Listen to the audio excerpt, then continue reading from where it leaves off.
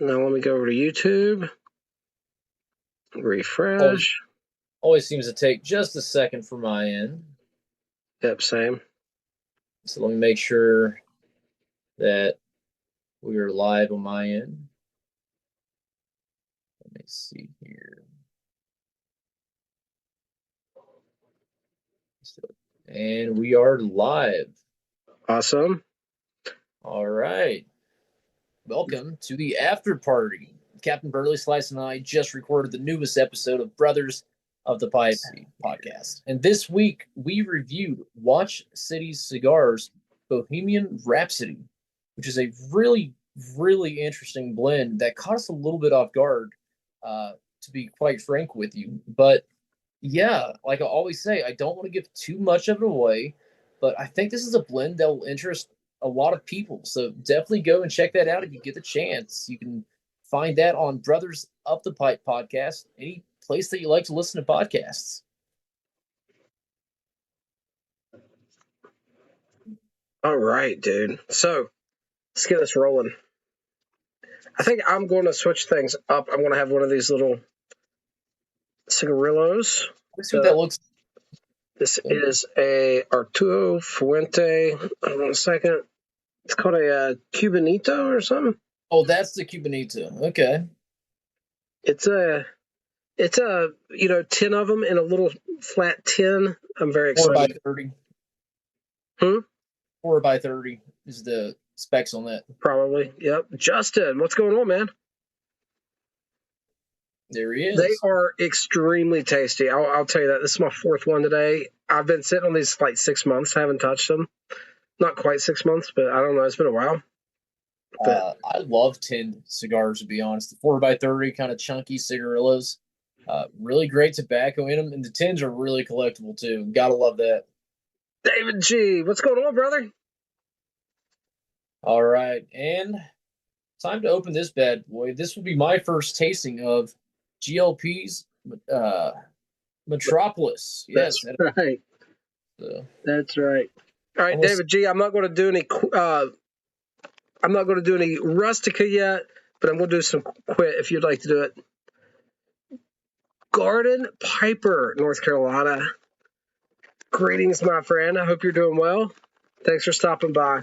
Guys, I'm going to do a little bit of toke quit snuff in honor of my buddy David G here. Scott is in the house. Good evening, Scott. I hope you're doing well. So it's funny, quit does have a little Rustica in it, but it's not like pure Rustica. Hold on, I'm not seeing my full chat. Oops, I just lost my chat completely. I've got it here. David G says, waiting to crack that Eagle Rare. Yes, sir. And okay, David go for him, so I guess he's going with the mango snuff. Come on! Luke, I saw that comment. I haven't had a chance to reply back, buddy. That was so funny. That was that guy was talking crap to me, Hunter. I think I showed you a screenshot of it in that video today. I was like, I thought his name would be Chad, but actually he's a Timmy. Come on. So South Park reference on the Timmy? Yes. David G's got some of that mango that we liked. Yeah, so the Eagle Rare is cracked, guys. A few weekends ago in the after party, the Lukester gave me permission to crack it, and I had like a pour then, but I haven't touched it since. And then this evening we poured one for the podcast recording, and that's still here. I haven't really touched it much yet. Did I refill it? I don't think I did. I don't know. Hey, thank you, Scott. He says, congratulations on 1,000 subs. All right, guys, I was just showing this jacket to Hunter. OG Burleys, what's going on?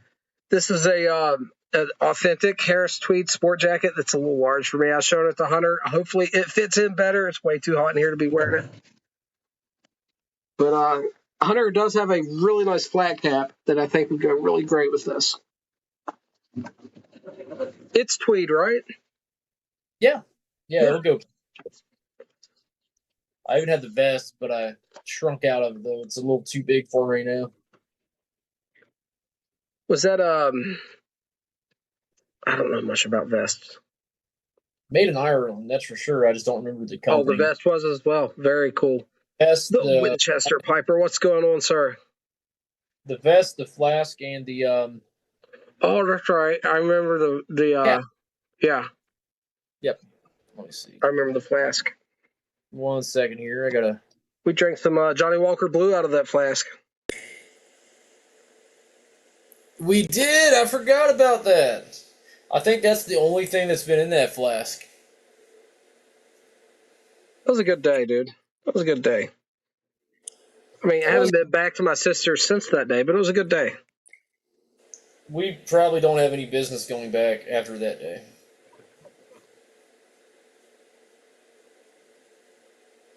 Okay, Dr. Bob's Nightmares in the house. Hope you're doing well, sir. All right, Hunter, show everybody what you're sparking up again. We got some new people in here. Alrighty, first tasting of GLP's Metropolis, the brand new blend featuring Turkish Latakia, Italian dark fired, half dark fired, and I believe Red Virginia. It's on here somewhere. That does sound like a good one. Yeah, an ensemble of Italian dark fired, Turkish Latakia, and semi fired Kentucky. The result is a rich textured experience with delicate hints of clove, leather, and subtle floral notes. Well, we'll see about that. But if Greg made it, I'm sure it'll be fantastic. I've never had a bad GLP's blend. David G just said he broke into his first of his John Cotton's double press Burley, finishing his third bowl. Good stuff. David G, really good to hear. I have a tin of that I haven't opened yet. I've never tried it, but at some point I will open mine, split it with Hunter here, and we will be sure to smoke that. I don't know. Is that worth a podcast episode? John Cotton, every blend's worth a podcast episode. Yeah. Talk about international. We have Rickson and Brutal Enough at the same time, one right after another. So Europe is representing in the house today. How are you guys doing? So, okay, Dr. Bob's Nightmare is giving aromatics another shake. Funny you say that. We just did that episode of the podcast, man. That's exactly what we did. Like, just finished 10 minutes ago doing that, yeah. He said Autumn Evening isn't half bad. So what we did for this, and Hunter thought it was a vapor right up until before the show, because the description online just pretty much says it's a vapor. This was recommended to me because it's an aromatic that someone thought I might like because it's kind of mild on the aromatic attributes.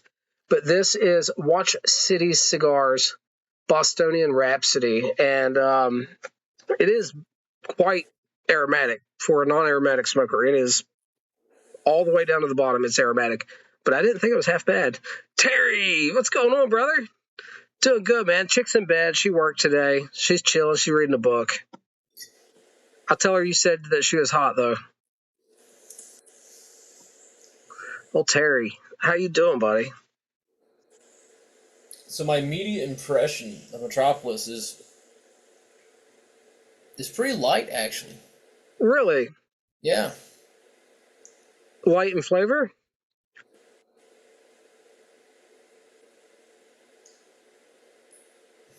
Let me get back to you on that. I don't know how to explain this one. Maybe light in Latakia. Okay. Interesting.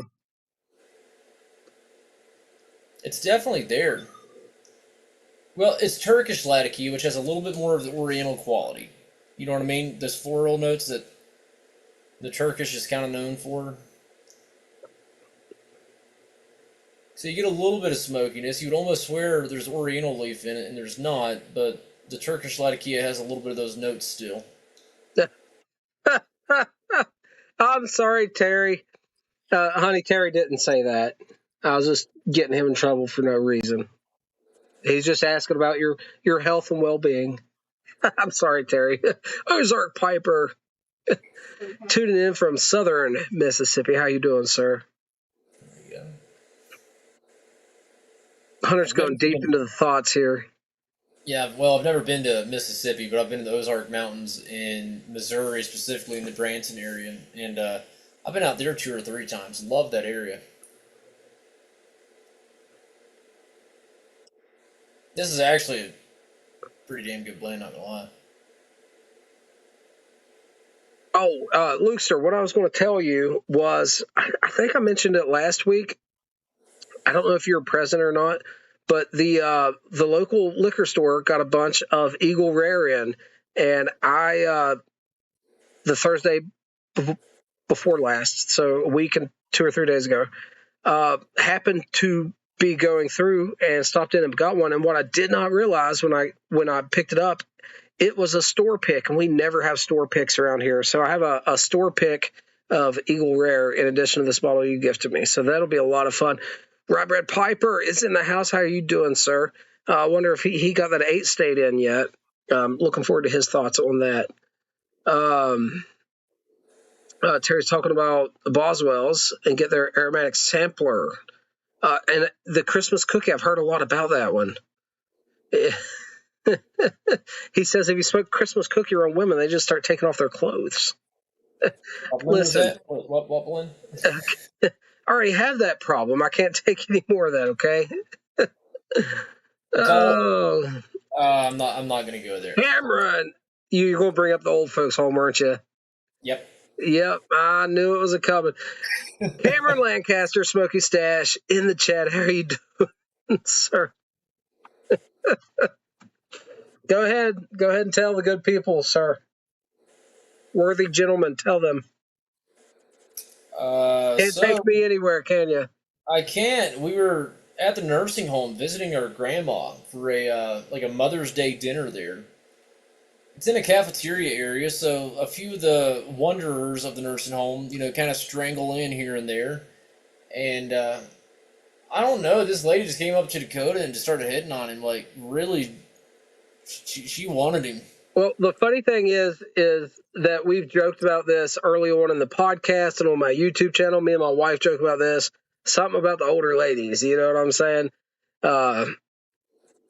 But yeah, this lady thought I was a loved one or something, and she got right up to me and looked into my eyes, like into my soul, smiling ear to ear, and was grabbing my arm and poking my belly, and the whole time, Dakota's wife and I are just watching, and I mean, absolutely dying laughing. My wife thought it was the best thing ever.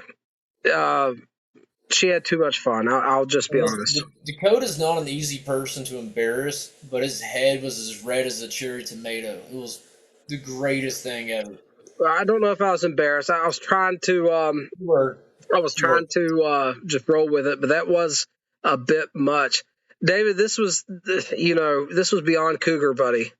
This is yes, sir, in the old folks' home. Old Dirty Shinobi is in the chat. Good evening, sir. Hope you're doing well. Good seeing you in here, man. Anybody else ever been hit on in the old folks' home? Let's hear them stories. Let it roll in the chat. I will read it live on the after party. You can hear them charging at me. You hear the walkers ka-chink. Ka-chink. That's right. Thank you, Rickson. I really appreciate it, sir. Thank you so much for stopping by. I know it's very early, so thank you so much. It's great seeing you for real. So anyone listening, has anyone had a chance to have the new Metropolis blend in yet? No, this is not Metro. I thought it was Metropolitan. No, it's Metropolis. Okay. The new GLP's Metropolis. I know it was just released. Mine just came in the mail today, but if anyone's had it, let me know what you think. I'm really enjoying it so far. I think it's really tasty. Smoky Stash says, dude, I used to have to go to the nursing home with my school as a child just to spend time with the old folks. I'll forever be traumatized. Thanks, Cameron. I appreciate you, brother. It's great. You'll be standing there, and then you just feel something like slam into your leg, and it's someone in a wheelchair just going. It happens way more than it should. I'll just be honest. Way more than it should. Definitely way more. Everyone, the link is posted. Feel free to join. So, the Winchester Piper can relate. His mom worked as a nurse, and in high school, he went in there all the time. Hey! So, Rob Red Piper has the exact thought on 8 State as me. Reminds him as a Codger blend, an over the counter blend with more select components and blended to a higher degree. So yeah, no, I'm with you. That's exactly what I thought. I really enjoyed it. Really enjoyed it. So David G at 16, his first job was an orderly at a nursing home. Had to break up several amorous encounters. A little tete-a-tete. Do you spray him down with like a water hose, like you would a dog? Down, boy. Oh, good Lord, man. I broke up a dogfight at work one time with a fire extinguisher. Like an actual dog fight? Dude, like to the death. Like it was surprisingly effective. Was Pascal one of them? Huh? No. He wasn't. Dude, that dog's got a storied past. He's dead now. Yeah, he finally croaked. That dog had a storied past. My goodness. He was a Mexican dog.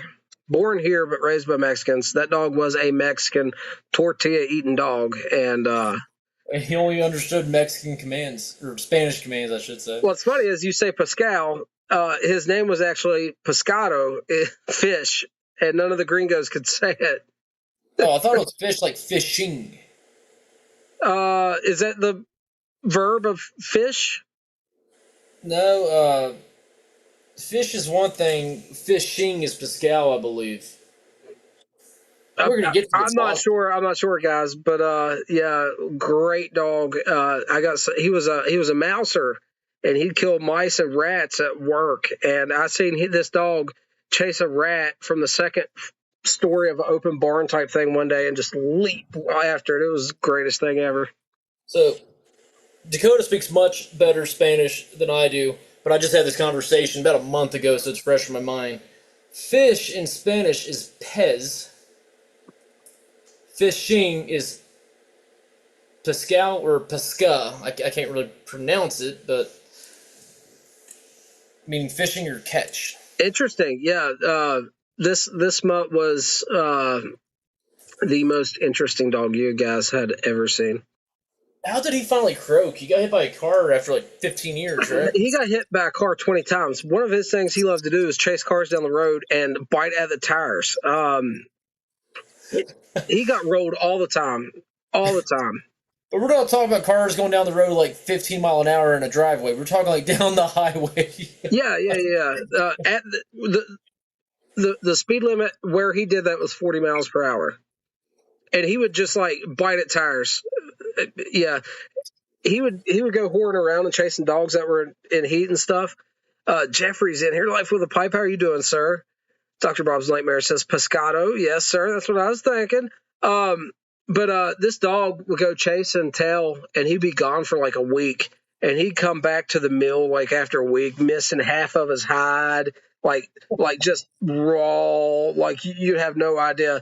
The dog hadn't slept in a whole week, hadn't ate, and he would like eat something and just lay down somewhere in a corner and just sleep for days. It was the craziest thing. You have no idea, man. He was like the village idiot, but he was a good dog. I saw that dog every single weekend for like 10 years. I mean, not quite 10 years, but definitely 5. And so I caught a possum off my porch where I used to live one time in a live trap. And I took it to work to release it, right? And got it to work. And I didn't have time to like run up in the woods. I was going to do it at lunch. So I set it up on a pack of lumber. And that dog looked at it because I said he was a mouser. He killed mice and rats at the mill. And that dog just sat there and shivered looking at that possum in that cage, wanting me to let him at it, dude. I was going to take it up in the woods and release it, But for like until lunchtime, man, that dog wouldn't move. You couldn't bother him. You'd push him out of the way, and he just wouldn't even look at you. He was so fixated on that big rat is what it looked like to him, that possum. Jeff Pipes is in the house. How you doing, sir? But yeah, it was funny, man. I don't know. It sounds like the dog had a pretty good life, all things considered. He had an exciting life. But that dog was a lot like a cat. It had 9 lives at least. It might have had more. A rough life, but a good life. Put it this way. Would you rather read the biography of Brian Wilson or the biography of Keith Richards? You know what I mean? Keith Richards had a tough life, but he had like a fun, interesting life. You know what I mean? It hasn't ended. Yeah, that's the problem with Keith. It just keeps going. Hey, for every cigarette you smoke, 5 minutes gets added to Keith Richards' That's life. right. He's like walking leather. Okay, but what's crazy is Keith Richards, the guitar player for Rolling Stones, outlived Richard Simmons, the health guru guy. Well, there might have been some underlying circumstances involved, but I'm just saying. I'm just saying. Jeff, I am doing well, sir. Thank you. I appreciate you. Dennis. How you doing, Dennis? Good seeing you in here. He agrees with me. Keith Richards, definitely. And nothing against Brian Wilson, but between the two, yeah, Keith Richards had the more interesting life. Isn't he still touring, though? Isn't he actively still performing? Keith Richards? Yeah. Hell yeah. That's the wildest thing, man. Dude, Mick Jagger's like 83 on stage running around. It's crazy. It's insane. Like, I know drugs are bad for you, but the Rolling Stones really make me doubt they're as bad as what people are saying. I don't know. I haven't decided yet. I'm not saying do them. I'm just saying. I don't He's know if I believe. pickled, bro. He's drank so much booze. He's pickled. You know what I'm saying? He doesn't go bad. He's embalmed himself, dude. He's got 3 brain cells flickering in a deflated leather football of a body. You know what I'm saying? And it's all embalming fluid and booze in there. Maybe that's the secret. I don't know. Snort Slinger, how you doing, sir? Very good to see you, man. Hey, I watched that video today on that accessory for your anvil. I didn't know what to comment because I didn't know the use for it. But, anvils have a negative hole in the top, right, Hunter? You know this? And there's different things you can make to put into that hole and use the anvil. An anvil? Like blacksmithing? Yeah. Yeah, a lot of them will have a perfectly square hole at one point, and you can create tools to sit into that hole that will hold stuff or a wedge to bend stuff over, stuff like that, but as like an anchor point. And he was making a tool, and it was a male part to go to the female part of the anvil, and it had a V on top, and I think he said he was going to keep continuing with that V, and it has a funny name, but I don't know what it does, and I didn't know what to comment, but I'm going to say it here because I did watch that today, bro. I watched a good one. It was Walt's video. He did Low Country's Petey. I watched that too, man. And what's funny is while I'm watching it, it has, the suggested videos over on the side, and one of them was Beans, who did a video also of Petey. Earlier today. Great. I said, what's the chances of that? But then Walt actually mentions that in his video once you get to the end of it. Rye Bread Piper's enjoying Modelo. I like Modelo. My life at the moment. David G says, yeah, but now the crowd's throwing Depends on stage. Well, shit happens. Yes, it does. Guys, I'm smoking a little Arturo Fuente cigarillo. When I'm done with this, I have... Oh, I'm so sorry. I'm so sorry. Let's see if they're still there. Church. All right. Church, don't know if you can hear us. You are muted, and we have no video. I did just accept you in. I'm sorry. I don't know how long you've been waiting. I did not see a notification. Anyway, I have some 8-State Burley in the Merchant Service Levant after Levant, not Levant. That blend we just smoked was Levant. Levant after I get done with the cigarillo. And that'll be on my rotation next, 8-State Burley. Yeah, I really, really enjoy it. I didn't pack this bowl correctly, though. I can tell you that. It's wanting to go out on me. And the moisture was spot on, so it was user error. Packed it too tight? I think so. Yeah. If you burn it down, if it's packed too tight, but it's burnt down a little bit and you got some room, you can get your poker, break it back up. And sometimes... I've got a way of doing it sometimes. I take the pokey part of it, That bit, and I put one hole right down the middle of it, and that usually Sometimes does that pretty works. well. Sometimes that works. No, I think what it is I didn't break it up as much as I typically would because where I've been smoking other flakes I've been cube cutting, I've been liking a little bit thicker cut, and I think I just packed too tight for how thick the flake was when I packed it. Rye Bread, me and Hunter both are fans of the Evening Flake. So if that blend sounds like something that would interest you, me and Hunter both enjoy it. I thought it was a good one. And I think it'll age well too. I think it's got great aging potential, to be honest with you. Yeah, my contacts were bothering me today, and I had to put my glasses on. I absolutely hate doing that, dude. I swear I'm so over glasses. I love them. But here we are. Oh, I don't, dude. I've never had contacts. It's just no. I'm not a fan of putting the contacts in and stuff, but these glasses just always slide down my nose and stuff. And if I had money to get new glasses, I'd just order more new contacts anyway. Carrie, a very good evening. How are you doing? Hope you were doing well, smoking something nice. Thanks for joining.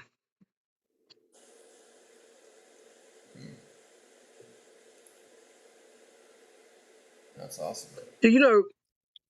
So Fuente as a whole, Dominican leaf, almost everything's like lighter bodied, but this is a very strong, flavorful little stick.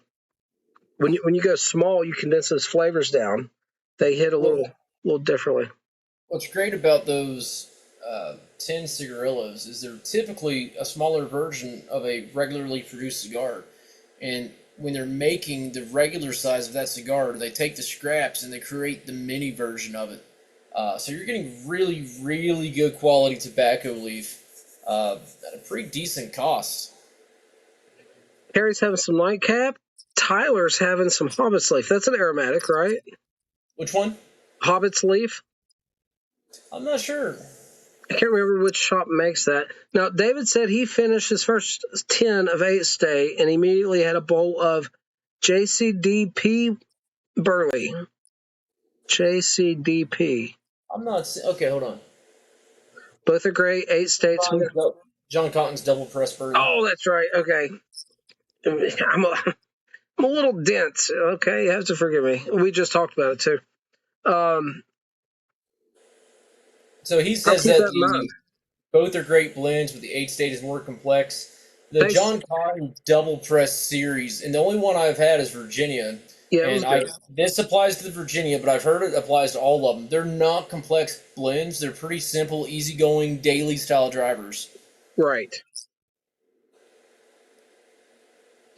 Let me check and see if anyone else is trying to get it in here. We had someone trying to get in named Church. I don't know how long they were waiting. Oh, there was someone as soon as I clicked out. Zoom user. My thing's not notifying me again. I don't know why it's doing that, man, to be honest with you. Howdy, partner. How we doing? Doing good. You got the big pipe out tonight. I do. This is my Missouri Meersem General, but I got a forever stem on it, long forever stem. I need to get me one of those. Big fan. Yeah. The forever stems. Yeah, it's nice. So I don't have an actual forever stem, but I have a few of the Missouri Meershams that I call them the fancy cobs, where they have like Missouri Meersham branded forever stems, where it's the acrylic non-filtered, and big game changer for me. Yeah, they're nice. That Dagner poker has a swirl acrylic. Mm-hmm. You know, it's not a forever stem, but whatever you want to call it, an upgraded Missouri Meerschaum stem, I guess. Mm-hmm. I love that you can take you can really take any Missouri Meerschaum cob. You know, you could take a General, you could take a Diplomat, or a Country Gentleman, and there's a lot of modifications you can do to it to really upgrade it. Change the ferrule out, put a new stem on it, and you have a whole new pipe. And that's before you even go into, dyeing it a different color and all kinds of stuff. So the Winchester Piper's having some Rattray's Red Rappery with a taste of, I don't know how to pronounce it, Aberlour 12 double cask. Is that a Scotch, I'm assuming? It sounds like it's Scotch. 12's typically that Scotch age that Scotches are. Yeah, because the weather's so temperate there, it takes Scotch much longer to age as compared to bourbon. Life with a Pipe says he's enjoying a bowl of the Red Hunt in his Savinelli Veneri 621. The Red Hunt. That's Warped. Yes. Thank you. I couldn't remember. I was like, who was that? I was thinking of the Tom Clancy novel, The Hunt for Red October.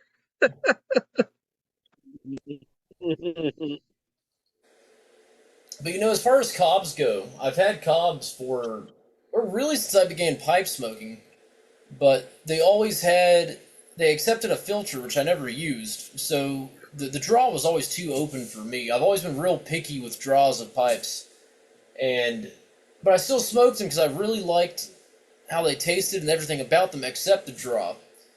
And then I decided earlier this year I was going to get a couple fancy cobs, and I was really going to dive into the cob thing a little bit more. I knew I was overdue, really. And I'm glad I did. I really enjoy them. Fantastic pipes, beautiful price. And what's cool is they release a lot of limited edition cobs throughout the year to celebrate certain holidays and things like that. So there's always a new one to buy, but for the most part you usually can. They're like $40 or $50 a pipe. Harry, I'm planning. I'm going to be out in St. Louis later this summer, so my son and I will take a trip up there to Washington, Missouri, and probably come home with some new stuff. Oh, that'll be good fun. That'll be good fun. I heard an interview that said they have nasal snuff in the brick and mortar store there. Yeah, somehow they can skirt the legalities. You can sell it in shop. A lot of these people are going to the retailers and able to sell it legally. I don't know how all those laws work. They're very intricate. I wish it wasn't so difficult to get. I really do. I love it, but it is a peculiar item to get here in the U.S. Everyone looks at the U.S. as being so much, freer and open with tobacco than a lot of places, and they are in a lot of regards. But that nasal snuff is one area where it is quite difficult to obtain. It's funny. Carrie recommends some silicone pads for the lenses on these, and that's a great idea, Carrie. I don't usually wear these unless my contacts are bothering my eyes and I need to give my eyes a break. That's kind of rare, to be honest. But Dakota, I have to take this next one. Go ahead. Sorry, I thought you were just moving on to the next comment. I was just telling Carrie, thanks for the idea. I do need to get something. Life with a Pipe says that he needs to explore more Rattray's blends. He found Howl the Wind and fell in love, never looked at any other Rattrays after that. If you like Howl the Wind, or Howl the Wind, I think it's Wind actually, but it's kind of, there's 3 Virginia blends that Rattray has that's kind of always grouped together and mentioned together. The big 3 Rattray blends. So Howl the Wind, that's one. The other is Old Gowrie, which I'm a big fan of, and there's also Merlin's Flake. So that's the 3 Virginia blends you want to look for. And then recently, as far as like Burley goes, Dakota and I had Rattray's Sterling Flake, and it was an absolute phenomenal blend, especially if you like a lot of the Gawith style air cured leaf blends. Or if you like the Irish Flake or something like that, very reminiscent of Irish Flake. Some 3 Ps, this would kind of be. Yeah, actually 3 Ps is in that same ballpark, but certainly a lot of air cured leaf. It's got some dark fired in it. It's robust, rich, strong. It's complex in like its own way. Not like it's super like light nuance complex. It's like a lot of deep complexity. But Sterling Flake's a great punchy, bold blend. And if you're into cellaring and aging blends, Dakota and I can both tell you that Howl the Wind cellars great. It ages great. We had some from like 1980 that was pretty good. Yeah. Hello, I'm letting you back out. Big cat. Oh. What is it? Oh, sorry, that was my cat I was talking to. Oh, you're good. All good. How many cats you got? Just the one now. The other 2 have wandered off that great cat yard in the sky, but we still got Callie around.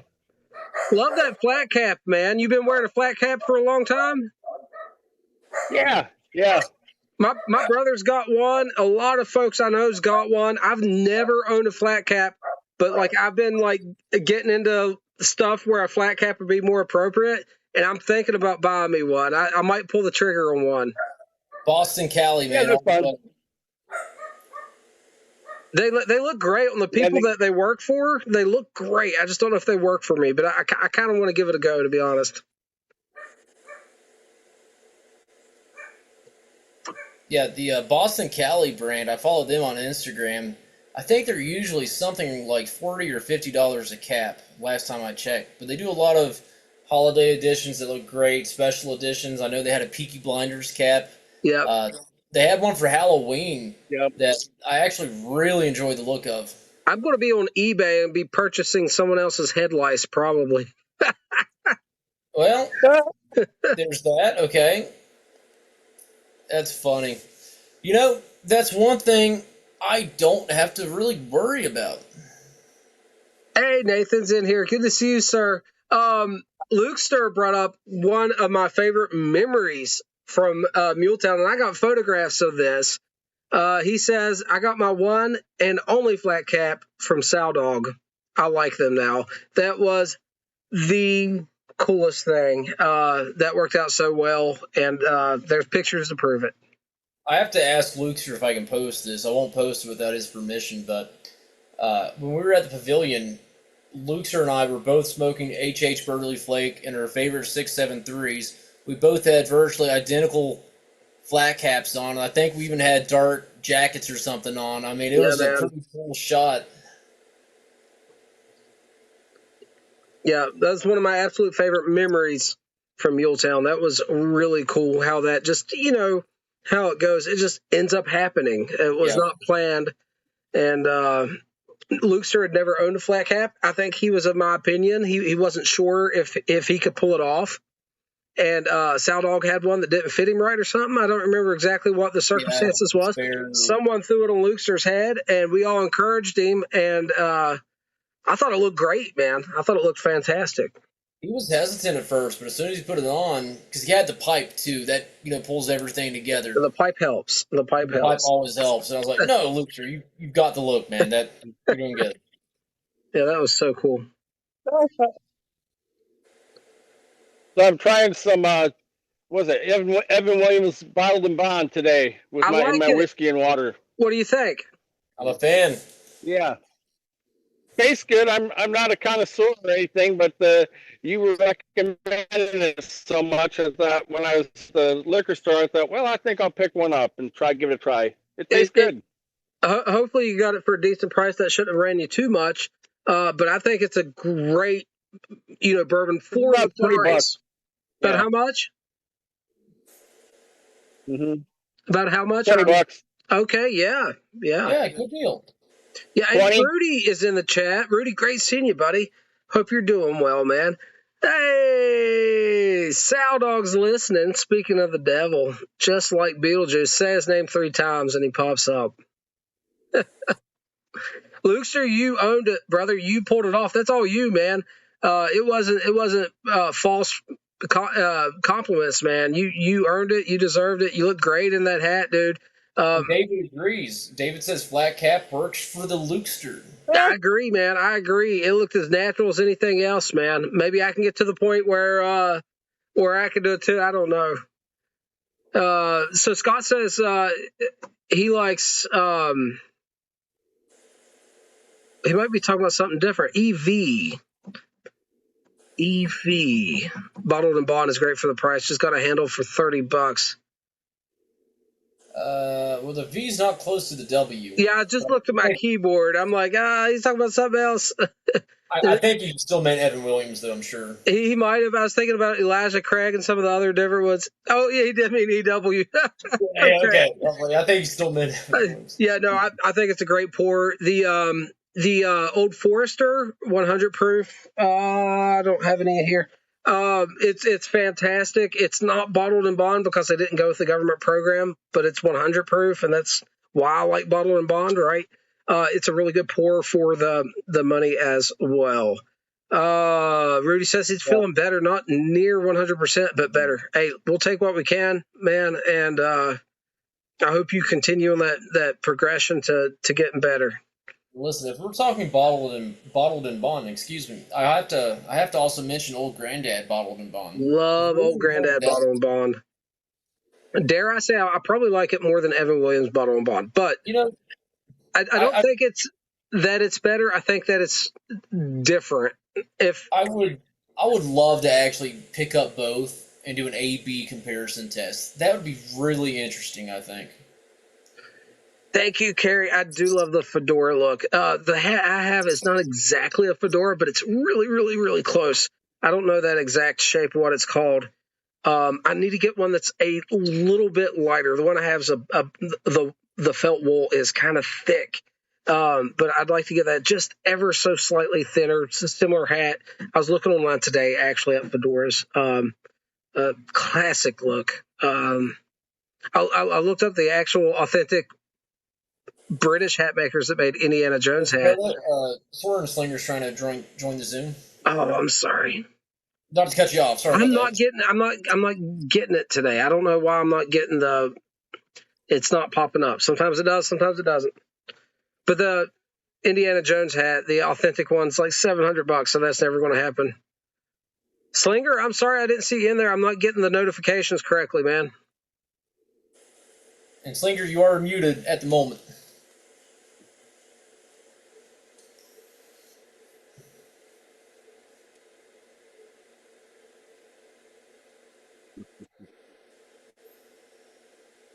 Let me see. Still can't hear you yet.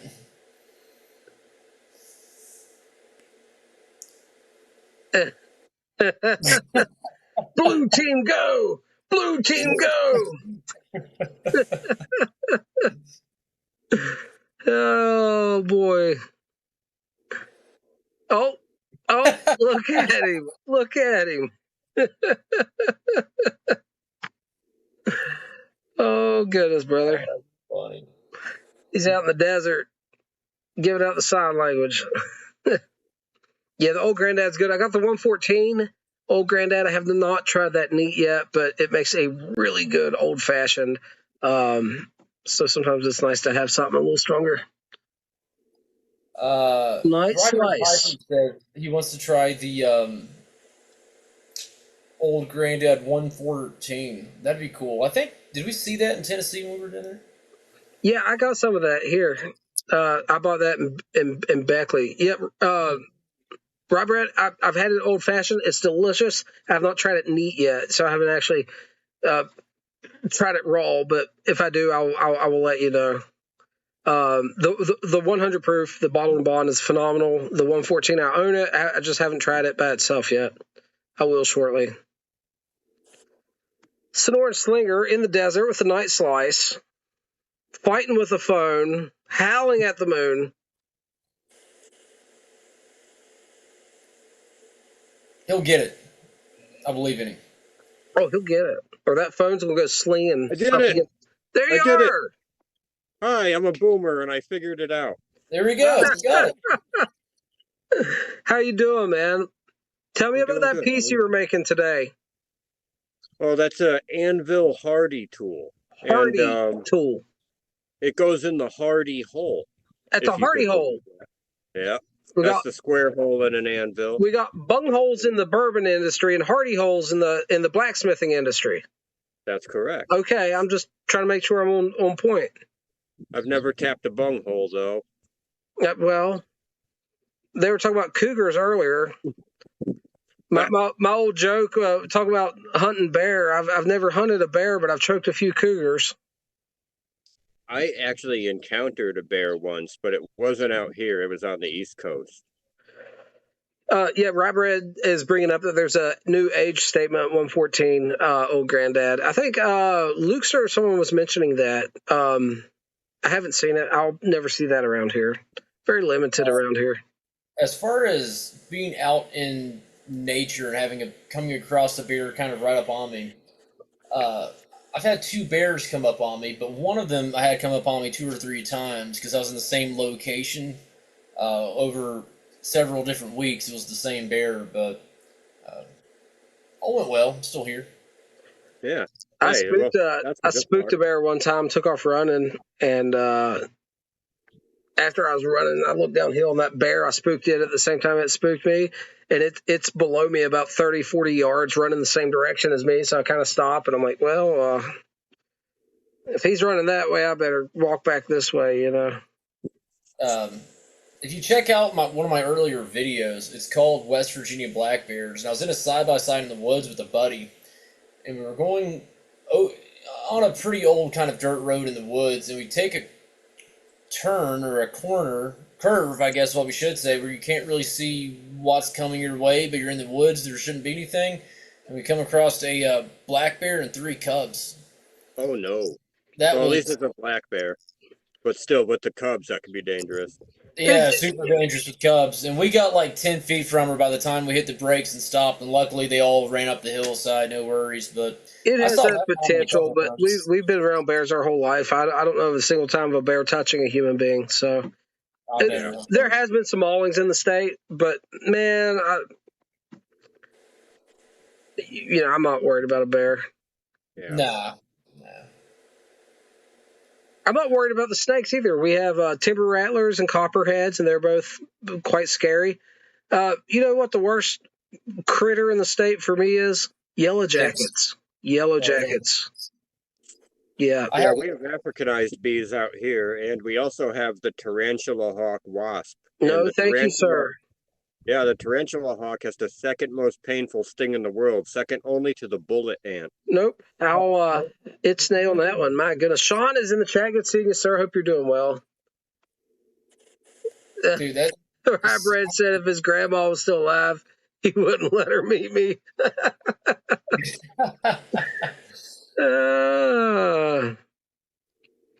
that's funny. David G spooked a bobcat once. Hard to say which screamed the loudest. Yeah, I've seen quite a few bobcat around here. They're what a blessing to see. I love seeing them, man. So Rudy's down in North Carolina, and he's seen some big black bear down there. Yeah, they get pretty big there. Brutal's talking about the ticks are the worst. Yeah, man, that Lyme disease is no joke. I had 2 ticks crawling on me yesterday alone. Lukester Watch said out for- you have a better chance watch of out being for- bitten by a shark in Kentucky than by a bear. Yeah. Watch out for the ticks that have a white spot on their back. They turn you into a superhero? No, they make you allergic to red meat. Oh, no, I actually heard about that, dude. I would be so terribly upset. I am Oh, a man, that would be hardcore meat awful. eater, man. That would be it for me, guys. That would. Dakota and I, especially Dakota, That'd but really be both it of for us me, live man. on red meat. I had a ribeye for dinner. You know what I mean? Yeah. No kidding. Have you guys tried Bayou Night? I have not had that one. I've had Bayou Morning, but I've never had Bayou Night. Bayou Night, I cracked a tin this week. I've been trying it. It's super strong. It's 50% Perique. It's got some Virginia and some Burley in there, and a little bit of Latakia. And it's strong, but it builds spice nice. It's very spicy, of course. It builds up that spice as you go through the bowl. Not bad. It's a different kind of experience, that's for sure. That sounds good. I'd give it a try, man. Is that in tin or in bulk, or how's that? Yeah, I got it. Okay. They have it in bulk, though. Do they? Okay. I just can't get the bulk here in Washington. Oh, you're dealing with those, man. What are you paying for the tins once they get there? Well, I found a tobacconist who will mail it to me that will not be named online here. Oh, but yeah, so I can get please certain don't. things from them. But Let's if I were to buy say this tin here, it'd be $30. let's say you had to pay all the stuff. What would you be looking at? $30 for a tin, Okay. 2-ounce tin. It's I go not, to the it's not cost prohibitive at that point, but you're definitely going to be more selective, right? It's Yeah. not expensive enough to say, hey, I'm not going to be a pipe smoker, but you're going to not experiment as much. You're going to smoke less, be more cognitive of what you're purchasing. Sure. I still go down to support the local brick and mortar. It's the only one around. So, you know, I want them to for stay you, around, but I can only support them so much. My wages. So I understand. I do. I understand. If pipe smoking becomes too expensive for any of us to do, then I'm putting the old ski mask on and the ninja suit, and I'm going ham. We robbing smoking pipes? Go get La DC and go get them all. Hey, Chris, how you doing, man? So Chris is here. I'm going to show this off real quick. Howdy, Chris. Last week, I presented the after party with, well, I asked for advice is what it was. I could buy a really nice pipe, or I could buy a pound of really nice tobacco that I know I love. And so the tobacco, which is what everyone kind of told me to buy, I knew the person who was selling it. He was selling directly to me. It wasn't like advertised for sale. And I bought a good bit of tobacco from him in the past. So I asked him, can you hold on to it for a month or two? He's like, yeah, it's not going anywhere. It'll be ready when you're ready to buy it. You know, I know you're good for it. You've bought off of me before. So I bought the pipe, and it came in today. And this is my new Claudio Cavicchi. Check that out. That's got some sweet grain. Beautiful. That's pretty. It does have nice grain. The camera, of course, sucks, and you can't really see it, but it's a beautiful pipe. He got a really nice picture of it today. He did. Yep. Beautiful, beautiful. Carrie's talking about planting the plants and harvesting them too. Are you growing tobacco, Carrie? Boy, mine's looking good. I got a beautiful tobacco plant. Y'all give me a second. I'll go grab that damn thing. Y'all wait until you see this. I want to see it again. It's been a week or It's a two. baby.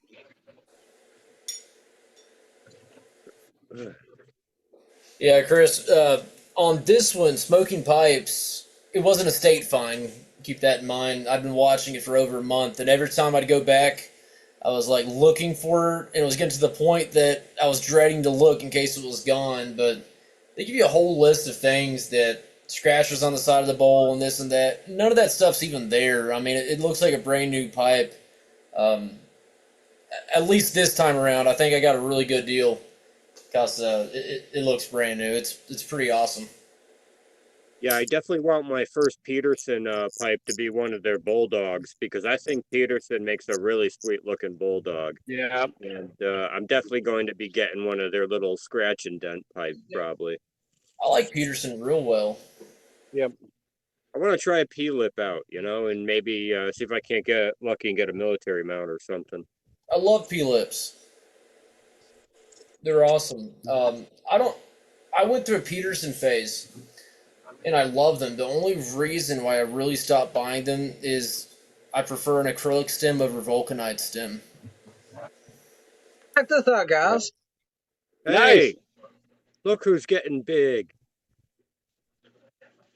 I don't know why She's that party. leaf here folded up like that. It was like, I don't know. But, yeah, it's doing it really good, man. Getting to be a heavy leaf. It's starting to have some character. Oh, Carrie said no if it gets too expensive. Steven's in the chat. Good seeing you, sir. But, yeah, this is a Virginia Gold, man. It's doing really good to be as young as it is. So, like, are we going to smoke that at some point this year? I'm going to probably make snuff out of it. Are we going to sniff that at some point this year? I mean, it'll be air cured. We can put some in a blend. Are we consuming that leaf at some point this year? Don't think I won't. Tobacco tea, anyone? I'd try it. I mean, hell, that's how the shamans did it. We go on a spirit journey. Yeah, that'll do it. No, thank you. Yeah, it's probably a lot stronger in the tea. Yeah.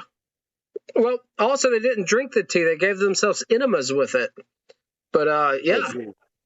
I got a book. It's, seriously, that happened. Luxor says, Dakota, did you sing to it? Every night, baby. Every night. I caress it. I sing to it. I call Hunter, put him on a video call, and make him play guitar. That's actually a good idea. Yeah, Chris, what's going on, buddy? What's up, gentlemen? Hey, what's up? How we doing? Good. How are you, bub? I'm doing, man. Hey, Chris. Yeah, Has your Metropolis made it in yet? it did. That's what I'm smoking right now. Yeah, that's what I'm Nice, smoking. guys. It's I'll be like right back. really good, actually. Yeah, it was supposed to show up on Monday, and I was like, oh, man. Dude, that's what mine said. It said Monday, and I was about to leave work, and I wasn't going to stop at the post office. I'm like, let me check my email real quick just to be safe. It was in. Dude, it's a phenomenal blend. So I messed up, kind of. I thought this was the first GLP's blend to have Turkish Latakia in it, and I was really excited to see what Greg could do with Turkish Latakia, because I've been so used to smoking Jeremy Reeves's Turkish Latakia with the Cornell and Dill stuff, which is really good. I didn't realize that Horizon Flake is Turkish Latakia as well. Yeah. But I have some. I just haven't opened it. But I'm doing better about actually opening tins when I get them instead of just shoving them away and forgetting about it. Because I have 3 tins of Horizon when it came out, whenever. Still haven't opened it yet. But I love this Horizon. is right up my alley. I've been smoking a little bit more Latakia this week. Monday I was watching some mutton chop videos, and that's all it took. And I'm like, yeah, I need some Latakia now. But this is doing it for me. There's like the way he did it with this blend, there's just enough in there to give it the creamy smokiness. It's not, it dances in the background. It's not up front by any means. You get that Virginia sweetness. Man, What's cool about it is it's not a lat bomb at all. But usually blends that have Latakia, but only a hint of Latakia, they're like really light and not kind of full. This is actually like full flavor and like a pretty full blend, but the Latakia isn't what makes it full. You know what I mean? Right. Exactly. And what I was saying is I was talking to some other guys about it when I was smoking my first bowl of it. I was like, because it scratches that like Sansepolcro, that Italian dark fire, you can get that in there, you know, with the sweetness of the Virginias. And I was like, I might skip the next Sansepolcro the next time it comes around, because this scratches that itch for me too. But there's more going on here. So I liked Sansepolcro, but it was actually my least favorite small batch of 2025. And I'm not putting it down. I still smoked the tin, and I really enjoyed it. But yeah, I would rather have this over Sansepolcro. And I'm not really an English smoker. I'm a Virginia guy through and through. But the nuances of the Turkish Latakia, and especially of the Italian fire cured and half fire cured, I think you get the nuance of that varietal better in this blend than you do Sansepolcro. 100%. Sansepolcro was good. I just ended up using it for blending other things because it was a good add-on to some other stuff I wanted to kick a little bit. So Rudy and Jeffrey left with the pipes, both smoking Warped the Red Hunt. What a quinky dink. Actually just got a really good one in recently that I'm surprised by. It's one of the Rivertown blends. It's Crimson Shadows. I haven't had that one yet. I was really surprised by it. It's sweet red Virginia and unsweetened black Cavendish. I was curious about it, but it was like get a pound for $40, you know? I had really good. Oaken Ember, which is dark burley and red Virginia. I really enjoyed it. And I then like Oaken Ember too, man. Spicy, man. A lot of dark burley. A lot of dark burley. And I had Sunrise Select, which is just like, I guess, flue cured Virginia. It's like it's all one varietal. It's just a bunch of hay notes, but it's done pretty well. The only other Rivertown blend I have is Mystic Moor, and that was pretty good for an English. It wasn't bad. I haven't had that one.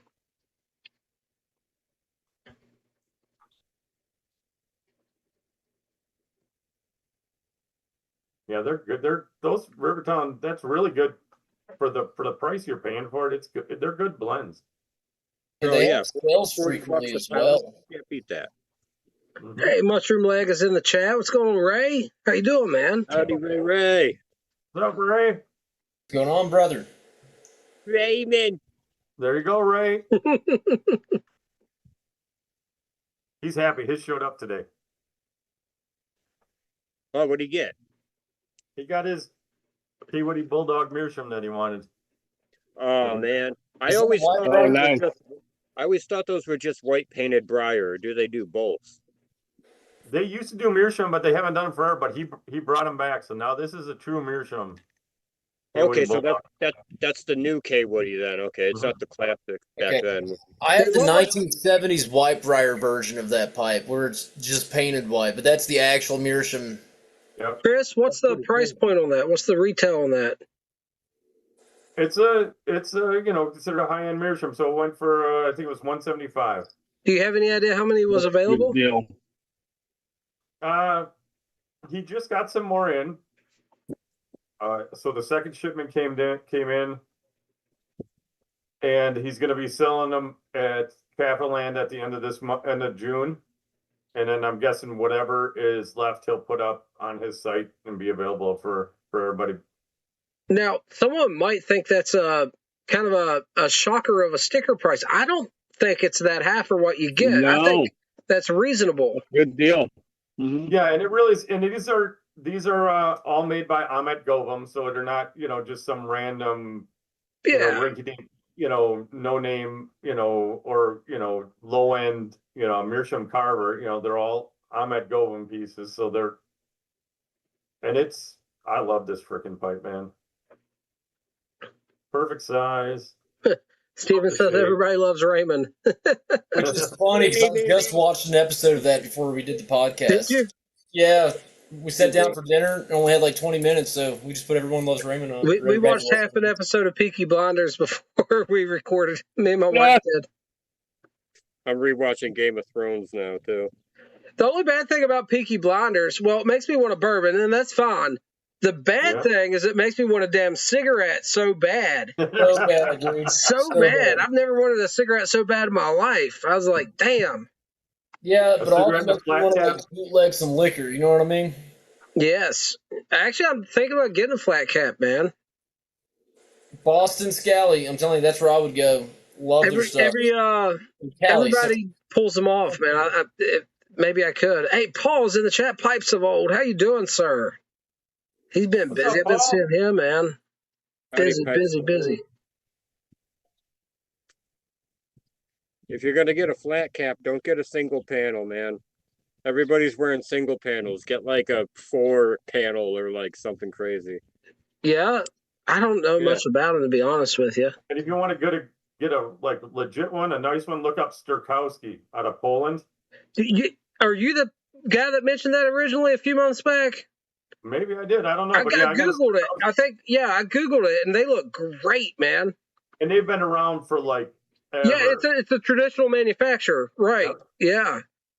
Yeah, no, I Googled that when you mentioned that months ago. I thought they looked great. Yeah, you want like a legit one, they're... Rudy says 2/3 at 2/3 in the bowl, and it kind of loses its flavor. Talking about the Hunt from Warped. Interesting. I haven't had that one yet. Okay, I need to grab something else now. So Jeffrey's asking Paul how the Cellar organization ended up. He put up a video where he was down on the ground organizing that stuff, and that's what I got in my pipe right now, Hunter. And yeah, I think he's just like the rest of us. He's like, that'll age well. Might not ever smoke that,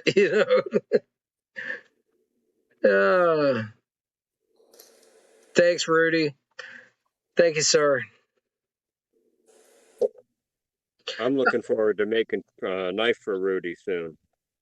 Rudy's a true. He would appreciate that, man. He's made a lot of flat bows and self bows, and was big into that back in the day. He certainly is a man that could appreciate in a hand forged axe. Steven says, "Hey Chris, got any Nording seagulls? Was that part of the hunting series?" No, it's a carving like pattern that they have on the Nordings that they made. Okay, I'm not familiar with that one. They look like feathers on it. It's like a feather carving. Hey, Slinger, I got a. I mean, maybe not yet, but eventually a forging challenge for you. Oh. But it'd be a forging and then a grinding challenge. It's very, very autistic and but I'm just priming you for what's to come and later in life. Okay, traditional Japanese straight razor. Oh, You ever seen those? I think I have, and I will research it more. They don't have like American and European straight razors with folding handles. They are straight one piece. Yeah. And it is not so like my straight razor that I've been using from 1912 manufacturer that was made in New Jersey. They are extremely hollow ground, right? Extremely hollow ground. The Japanese style is a wedge grind, so it would be like a saber grind or similar to like a Scandinavian grind. It just Probably closer to a Scandi, I imagine. yeah, it's two planes, but it for some reason that saber grind or Scandinavian grind or high grind in the straight razor world, they call that a wedge shape. I don't know, but you know what I'm talking about. Closest thing in blade that I know close to a wedge, it would probably be a Scandi grind. Yeah, Scandi makes complete sense to me. Saber would be the same as a Scandi, except Saber would go to the spine and not have any parallel. It would go all the way to the spine at that angle. But anyway, what else separates the Scandi from the Saber is the Saber grind has that relief edge, and the Scandi grind goes straight down to 0. Oh, Saber isn't a true. Okay, I didn't know. There's a secondary bevel on a Saber. Yeah. Okay, I didn't know that. Gotcha.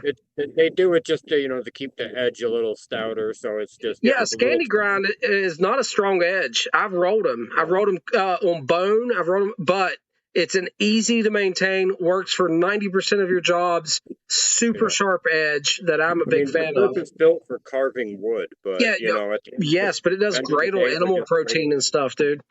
I've cleaned animals with it. Keep it away from bone. Bone will roll that edge, but it does great. Yeah.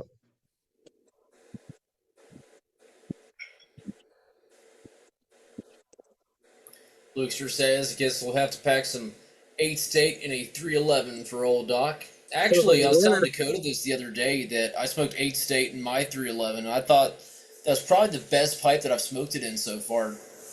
311 does that. Dr. Bob's Nightmare says he's got the exact same fedora. I was thinking about making some knockoff Captain Burley Slice videos. Do it, brother. Do it. That'd be good fun, man. It make me all pompous and pretentious, like, ooh, is this an aromatic? Yeah, it'd be hilarious, dude. And for a sneak peek of the newest episode of Brothers of the Pipe podcast. I was about to say, I've had some practice today trying to be generous towards aromatic. I like smoking my 7L bowl coatings too hot. Yeah. I gotta get going, guys. All right, it was good smoking with y'all. Hey, thanks for stopping by, Slinger. Be well, brother. We'll see you, man. Yeah, you know, Chris, I didn't know that I was gay and my mom was a whore until the early Modern Warfare lobbies when I played Call of Duty.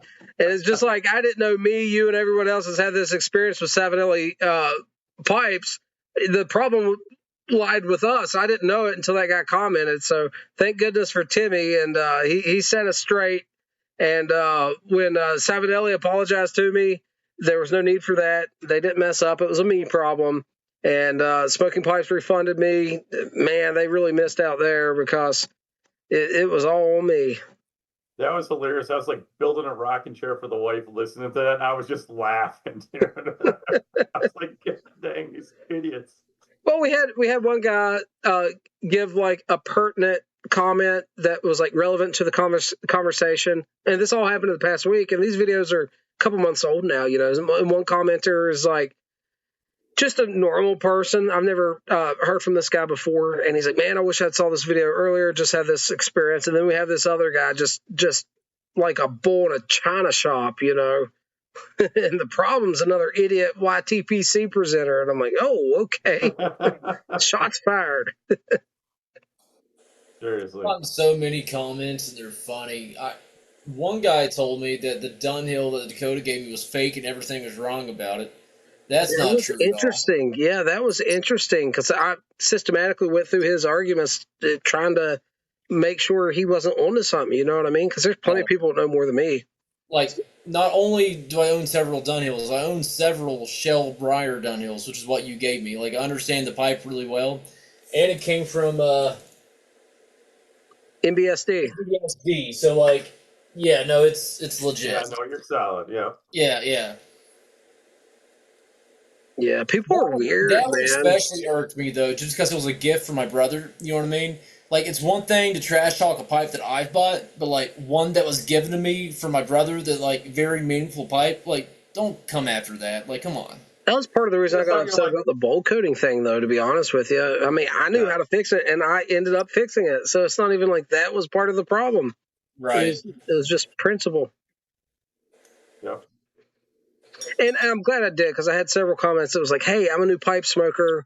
Everyone recommended this. I bought it, and I'm wondering what I'm doing wrong. Well, apparently they weren't doing it wrong. What am I saying? Hey, I got told off by a pipe author the other day on one of the forums. There was a thread on the Smoke and Timber magazine. Did I get that right? Timber and smoke. Timber and Smoke, okay? And my comment was, yeah, I bought an issue. I enjoyed it. Looks like a lot of hard work went into it. And this guy wrote like 3 paragraphs, not cussing me out, but telling me off, saying like I need to give it a fair try, and sorry, saying I need to give it a fair try, and this and that, and I need to purchase an issue. And I'm like, dude, you senile old man, did you even read what I wrote? I tell you what's funny said- about this is that guy was I an bought old one school. and I liked it, and you're telling me I'm an idiot. Yeah, that guy was an old school pipe writer for the old pipe magazine, Pipes and Tobacco magazine. Pipes and Tobacco magazine, and he was like very like well known and stuff. You know what I mean? And so like everyone was like really loving his reaction to Hunter saying, "I'm like, did you anybody read the original comment? This makes no sense." Hey, we got Danny in the chat. Thank you for stopping by. Slinger says he's still in chat listening. He's changing some diapers. Paul says he tried it once. It's overrated. Oh, goodness. I try not to change diapers, I tell you. Dakota, you're going to have to try this Metropolis. I'm smoking 8 State, and it's really good. But, like, I'm just kind of wanting to light up another peace blend. It's hitting, dude. It's hitting good. Well, that's what it was. I killed a tin of 8 State, and that's all I've been smoking. And I cracked Metropolis, and this is 1, 2. Yeah, this is like my 3rd bowl in a row. Gotcha. Metropolis. I keep get it, Really? man. It was good. Yeah. Awesome tin art, too. Yeah, I ran it through the mirror, and then I loaded up a briar to see, and then I'm back to the mirror again, and I'm like, yeah, this is good. Nice. How was it in the mirror versus the briar? It was fairly similar to me. Yeah.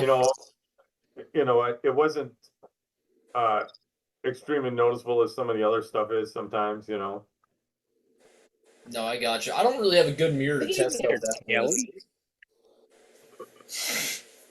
My best mirror is actually a Falcon bowl, one of the Falcon Meerschaum bowls, but that's still not like smoking a mirror. It's smoking a Falcon mirror bowl. Like, it's its own thing. So one day I'll get a real Meerschaum pipe. Yeah, they're good, but you're still losing. You got the bowl, but you're still losing all this in the mirror too, doing its thing, Yeah. And honestly, I find like a Falcon, you can those will still get hot if you don't pay attention. You can chooch up a Falcon. I can chooch up anything, man. Well, I can do that too, but I find myself, because I smoke pretty fast as it is, and if I'm not paying attention to the Falcon, I can get myself in trouble and scorch a tongue too. I've done it, man. I like a Falcon really well, actually, but it's not.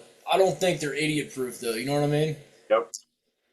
They make them seem like they're great. Oh, they got this, and it collects all the moisture, and you got your little ring down there. And I was like, it's nice, but and honestly, maybe I don't smoke a lot of aromatics. It might really be really nice for aromatics for grabbing some of the extra moisture too.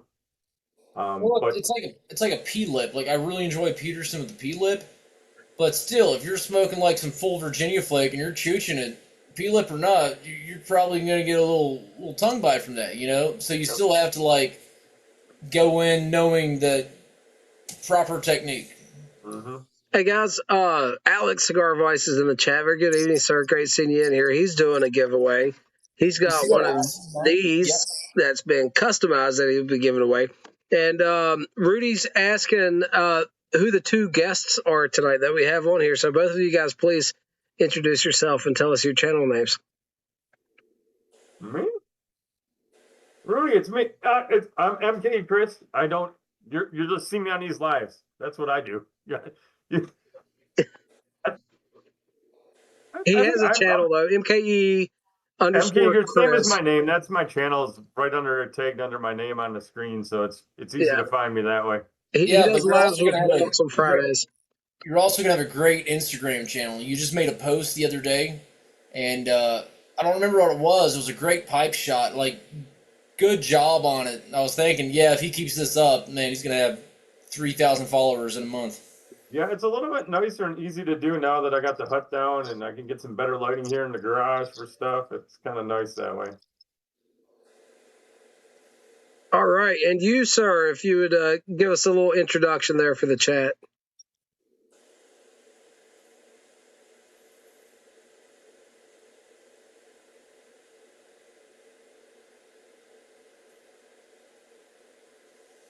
Can you hear me?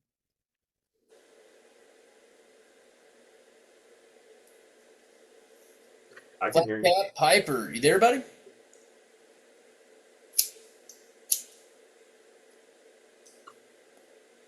Chris, are those Cigar Page posters behind you or banners? Banners, yeah, the little flags that they sold, yeah.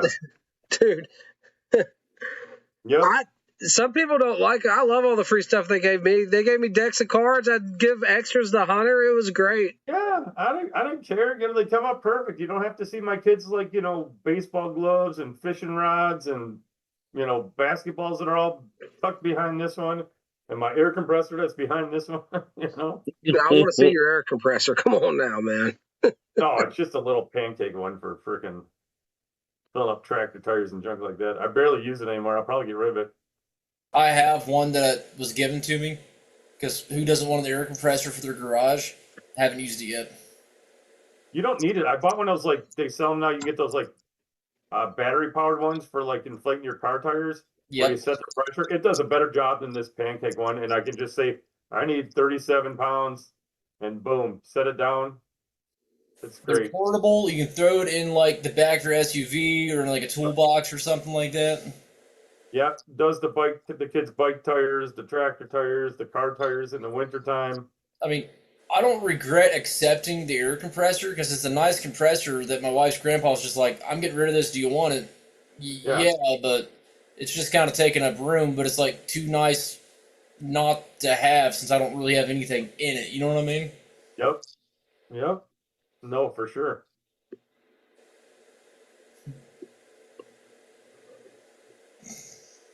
I'm trying to think what I'm going to smoke next. Some of these comments are killing me on here. Yes. I gotta look. Yes.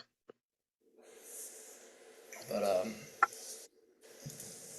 yeah, Dakota, I'll have to get this Metropolis too. I know you haven't been smoking a lot of English blends. I haven't either. This is standing out, though. I'm kind of liking it. It's not a bomb, but it's, like, rich in flavor, though. That's what it is. Like, it's like it's a real light English, like a Chelsea morning, right? But on a different level, but light like that. But it has so many depths of flavor to it. Yeah. So I'm assuming what you're saying is the amount of Latakia would be on par with something like a Chelsea morning, and then the other components are probably a little bit more present. Yeah, but it's not even as forward. The Latakia isn't even as forward as it is in Chelsea morning to me. Okay. That Palmetto Balkan we had was one of the lightest Latakia blends that I've had in a while. It's a real Balkan. I mean, it's very Oriental forward, and the Latakia is present, but I mean, it's very on the back burner. Like in Palmetto Balkan, where the Latakia is not present, but the blend is like real light and kind of airy. This is definitely like not. Got more punch to it, more depth. Way more, yeah. Mm-hmm. Chat, you're horrible people, and I love you. I just want to tell everybody in the chat, you're terrible, but I love you. So we're gonna do karaoke tonight. Who's up first? what? We I'll have say a zero. request. Sound All we of need is silence. Hunter's silence. It's got to be the Disturbed edition, though. The Right. remake. Grab a guitar, Hunter. Let's hear something. Grab that Get Fiddle. Well, if I have something specific, I'll play it. I'm just a singer. You play this blues man, and Chris will sing it. No, sir. I used to be able to play that, and I went to go play Natural it. ball guitar I couldn't ringer. remember. He's just a singer.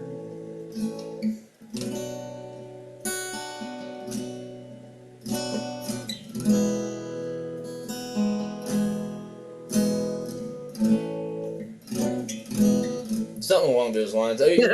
Mushroom Leg says anything with a capo. I want you to play Smoke on the Water. Oh, Lord. Play got a Freebird! I mean, I've got the capo, but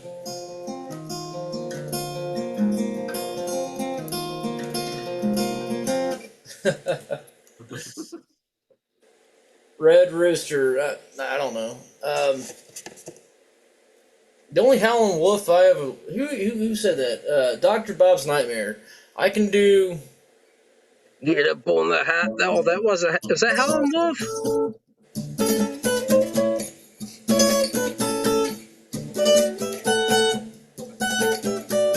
Killing Floor by Howlin' Wolf. That's the only Howlin' Wolf song that I ever learned. Is Howlin' Wolf who does Born to Be Wild? That's Steppenwolf. Steppenwolf. All the wolf families within classic rock. See, I got my wolves confused. Oh, Slinger's got one for you. Oh, God. I gotta go get my white monster first, guys. Give me a minute.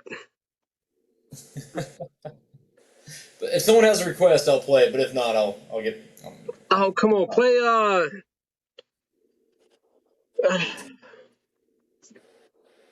I don't know. Alec will play Hot Cross Buns on the recorder with you. Let me go get my cowbell. What was it? No. I don't remember Hot Cross Buns. I used to know that. Yeah. Too funny. I wish I had the balls to sing something. I'd actually tell him to play something. I just don't. Let's see here. There's a fucking glass on something.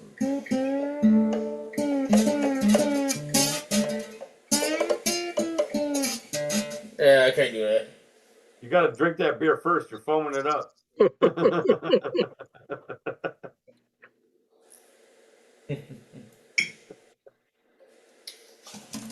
Jimmy Page will shut us down. There we go, Jimmy Page. Okay.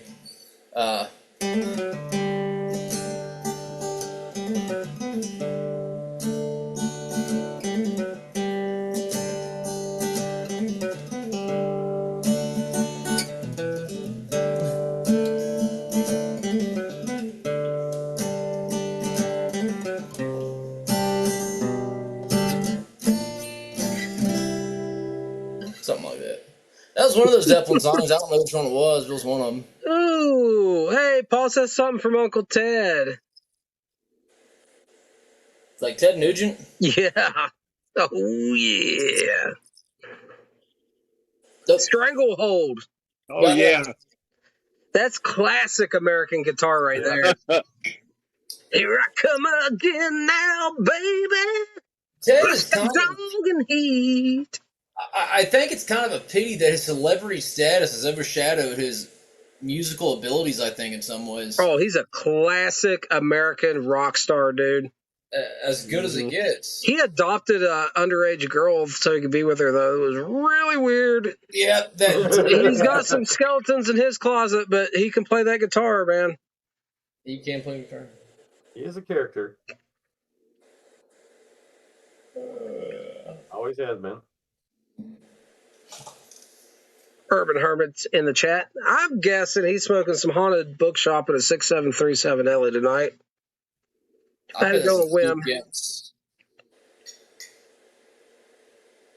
A distinct possibility. Watch him throw something just out of left field on us. You know what I mean? Something completely crazy.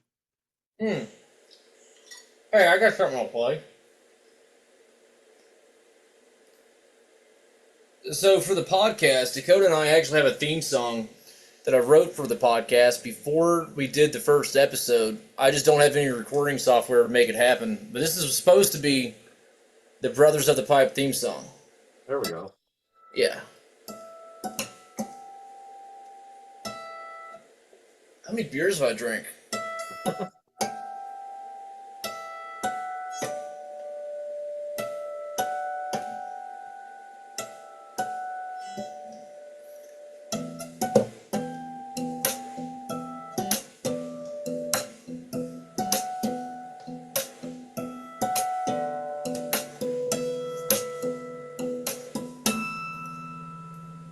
Nice.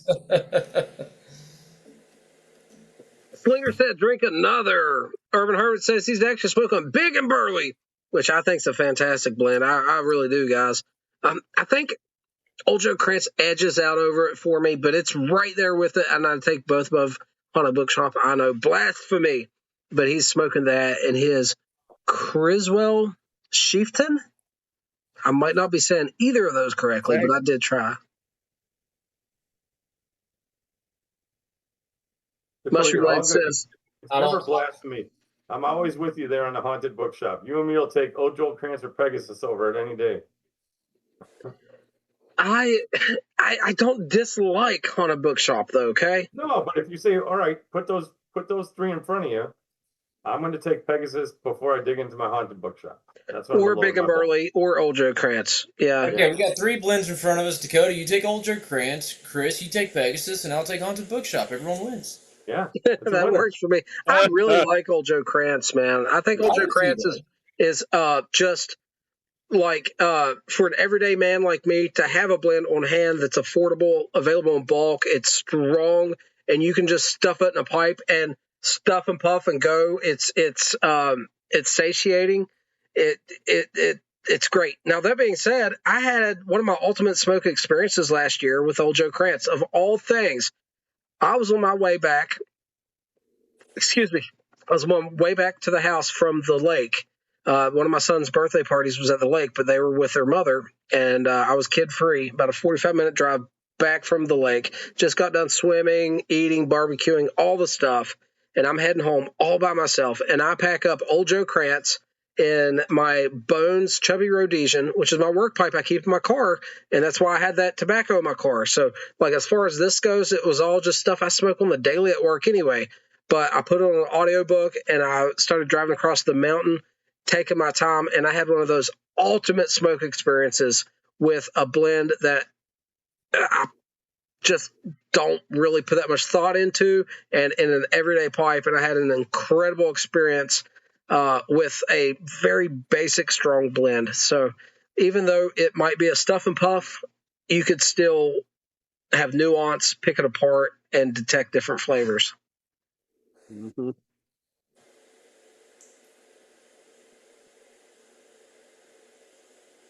Okay, Life with a Pipe says 50-50 Old Joe Krantz and 8 State Burley 2026 is really good. Sounds like a winner to me. Rudy says Billy Bud Blonde is a winner for him. I have not had the blonde, but I like Billy Bud. Billy Bud's really good. I don't know. For me, if I can connect a blend to a memory, I'll always be a little bit more sentimental with it and really enjoy it. And so, like, Big and Burley was a blend that I smoked and enjoyed, but I didn't have any specific memory connected to it until I took it and, like, basically only get out of state with me for a week, smoking it. And I don't know, it was just me and Big and Burley, and so we made it work and ended up really loving it. And I think about that trip, and that's the tobacco that's connected to that trip. And so now I'm a big Big and Burley fan. Urban Hermit has 8 ounces of Pegasus and Old Joe Krantz on the way. That's Nice. that's a pretty good haul for Canada. You know, No kidding. I don't That's think a that's a pricey haul for Canada. yeah, I don't know if it matters in Canada if you buy it by the ounce or not. You know what I mean? They are paying for it. And like this gentleman in Washington State, it's you know, tobacco costs different prices across the globe, and we don't all get it as cheap as others, and we need to keep that in mind. You know, I have a friend in Australia been coordinating with. You guys probably know him, and it's unbelievably difficult to obtain pipe tobacco, and unbelievably expensive to obtain pipe tobacco in Australia. And then in the UK, you have, or the EU, I guess, you have the generational tobacco bans that are coming into play. Which, by the way, I called. Just want to throw that Excuse out there. I predicted that. I knew that would happen. I think the legislation was already in place by the time you, but we'll give it to you. We'll give it to you. No, I predicted this years ago. Okay. guys They're see talking about France? it in Canada now.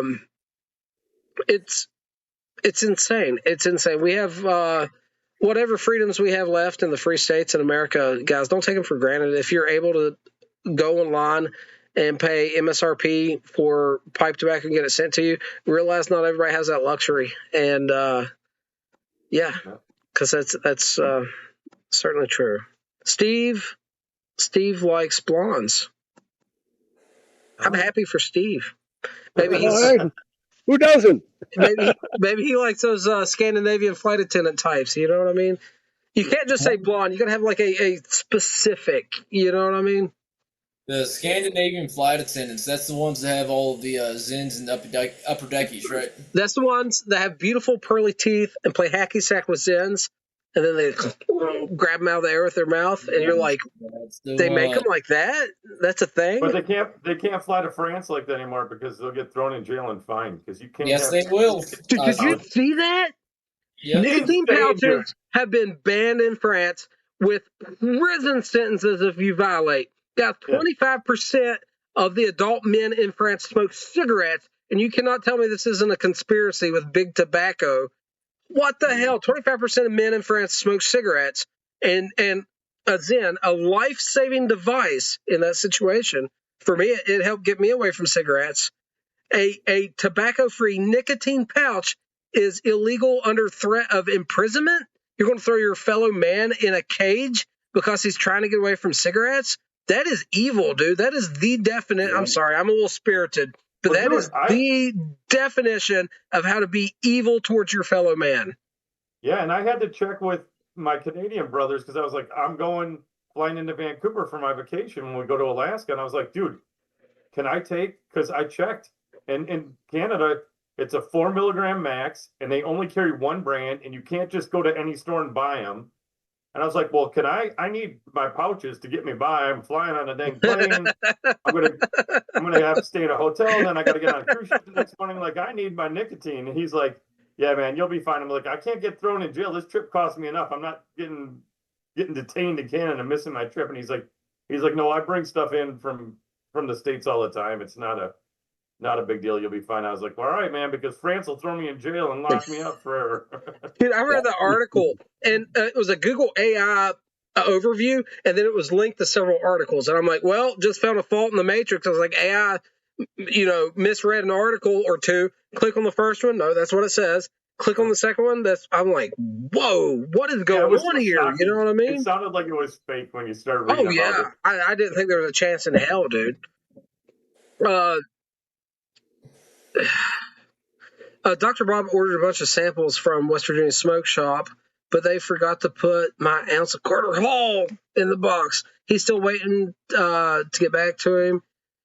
It's only $4, but it was his first order. So that is one of the good things about Carter Hall, about West Virginia Smoke Shop, is you can get some of these over-the-counter codger blends like Prince Albert, Carter Hall, half and half, ordered by the ounce from them. They still offer that service. And they also still mess up some orders sometimes. So that's They're a most small unfortunate. operation, though. You know what I mean? But they should correct that for you, I'm certain. Steve updated his status. He likes blondes, but he prefers redheads. He really likes those soulless gingers.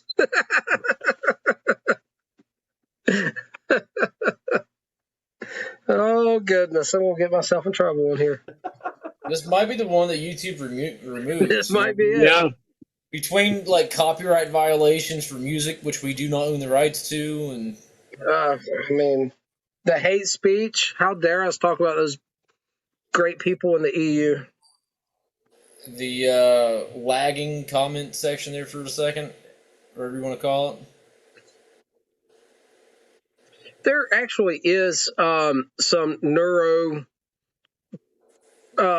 protective characteristics with nicotine consumption. There's a neurologist, very famous neurologist that's very published and stuff, that does interviews about cigars. He smokes one a week, and it is because he didn't become a cigar smoker until he found out the science. And he was one of the leading guys in some of these studies about 15 years ago, maybe, something like that, is where all this got started. But yeah, there is some neuroprotective characteristics with nicotine. I don't know how much you can say on here without, they getting you. Cell Dog's calling in the night. So good night, Cell Dog. Cell Dog, thanks for stopping by, buddy. I hope you're doing well, man. Boy, he had a pretty place to smoke this week. Hope you guys saw his video. He's living the dream, man. I'm so happy for him and his nice wife.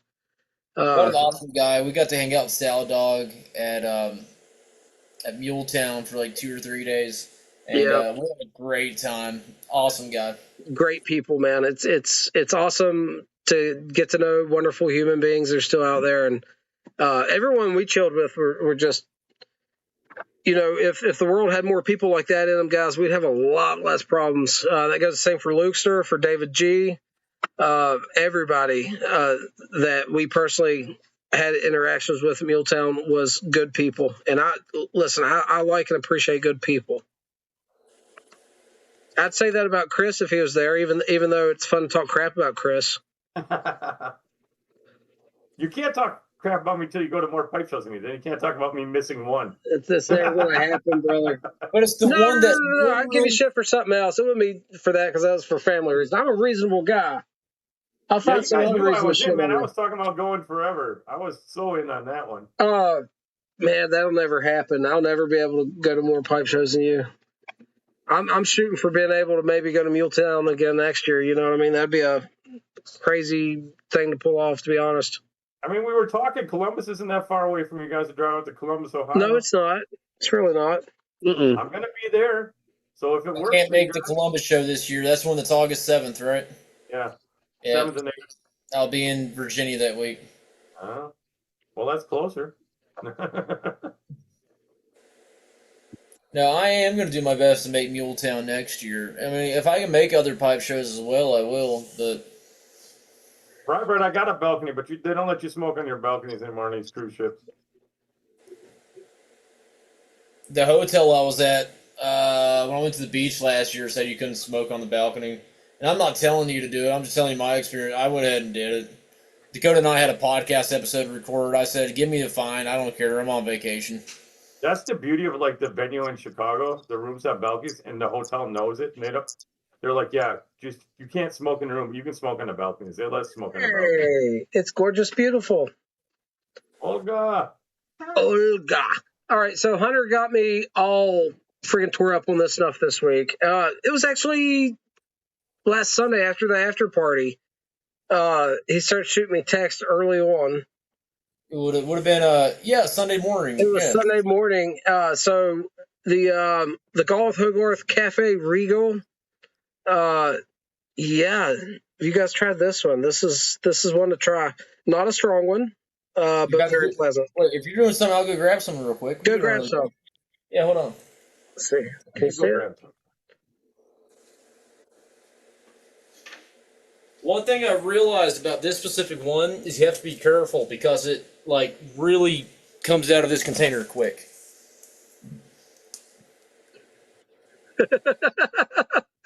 Lukester. Where that she took offense to your ginger jokes, and she said I'm her soulmate, her soulless mate. I am so sorry. I didn't mean it. I swear to God. Ready? I'm ready when you are.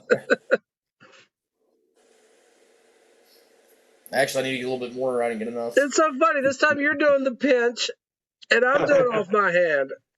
Well, for this one, I put it on my hand and then I pinch it. Delicious stuff. Classic in all the right ways. A lovely English snuff with hints of, like, what would you say, espresso and maybe like even some earthy cocoa? Definitely some earthiness, a little cocoa, a little bit of espresso, but still tobacco forward at the same time. And David G says, Chris is an all right dude, regardless of what they say about him. Hey, Chris, I think I mentioned you in the podcast this evening, dude. Oh, I think so. I was like, you guys know that asshole? Thank you.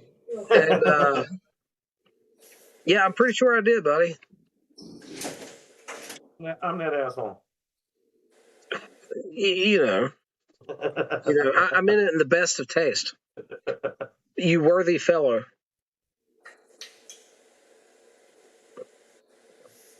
Nah, this community, man, is so unique and different and cool. I just love it. I can't get over it. Oh, here's one for you. Before this, earlier today, I went over to my buddy's house and the Chicago board was up doing a cookout. So I went over there for that a little bit. And they were, rehashing a little bit about the Chicago show and, always thinking and planning ahead. And they did that big tea seminar, which is a huge hit. Everybody loves it. So they're going to step that up and do that again for next year and try to make it even bigger. And we're thinking about doing like a blenders Q&A where you do like Jeremy Reeves, and you do it from tiers. We want to do it from tiers. So you have like Jeremy Reeves from the big corporate standpoint of that, down to somebody like James or Ken from Ravenswood or Ken Byron, and then get somebody in like a Big John or some of these smaller, real micro. I really like that idea, man. Yeah. Yeah. So I like that idea a lot, Chris. It's going to be really good. David G, we were the guys cooking meals on the balconies. We had a hot plate and everything. We were cooking up. Chris, I got a question for you. Yeah. You're really plugged in. So we did the Bostonian Rhapsody on the podcast tonight, right? Mm-hmm. It is obviously, it has the PG in it, right? Mm-hmm. There's no joke about it.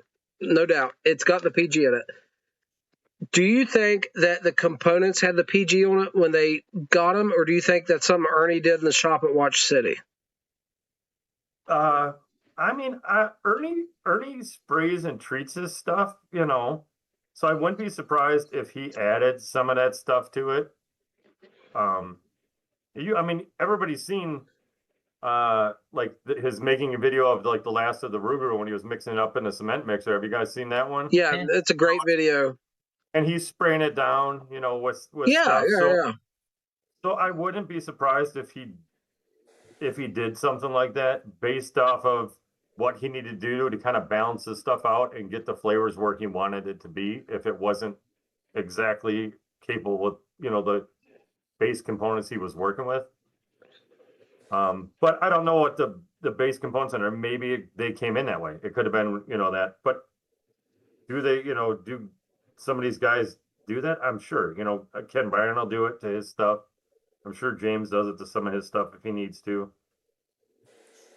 David G did a bumper Rustica when we did that Cafe Regal.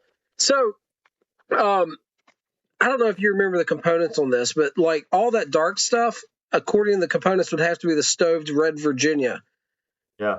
Question: there's stoved and steam stuff in that one. If I'm not mistaken. But particularly just the color, because it looks like it's Black Cavendish, right? Yeah. Which is a similar but different process. Yep. Do you think it's kind of like a linear process? Do you think that stoved red Virginia being that dark is like on its way to almost becoming Cavendished red Virginia, or is it just completely different? I mean, I don't know what happens. Like you said, they're two different processes, so I don't know if you take one. It's similar though. It's still similar. Yeah. Cavendish is pressurized. Yeah. Whereas stoved is not necessarily. It might be under Right. pressure, but it's not air pressure, it's physical pressure. You know, and see, like exactly this question, right, is perfectly and what we're trying to get in like that whole like blenders seminar type thing. That's a great question to ask those guys, right? What happens? Is it similar? How much does it change it? Does it make a difference between that? What's the difference between over stoving something and the Cavendish process? You know, that's exactly what it is. You know, how do you come about this stuff? What's your process of doing it? You know, so that's what they're looking to do and offer up from that. And they're gonna do the same thing with they're gonna do like a thing for like artisan pipe makers where they sit them down like head to head and they have a discussion of what their process is when they sit down to start making a pipe, or from start to finish. Like, how do you, when you grab the block and start your day, what do you go through, or how do you start that in your mindset? And it'll be awesome. Agree, dude. I have several of these really technical questions.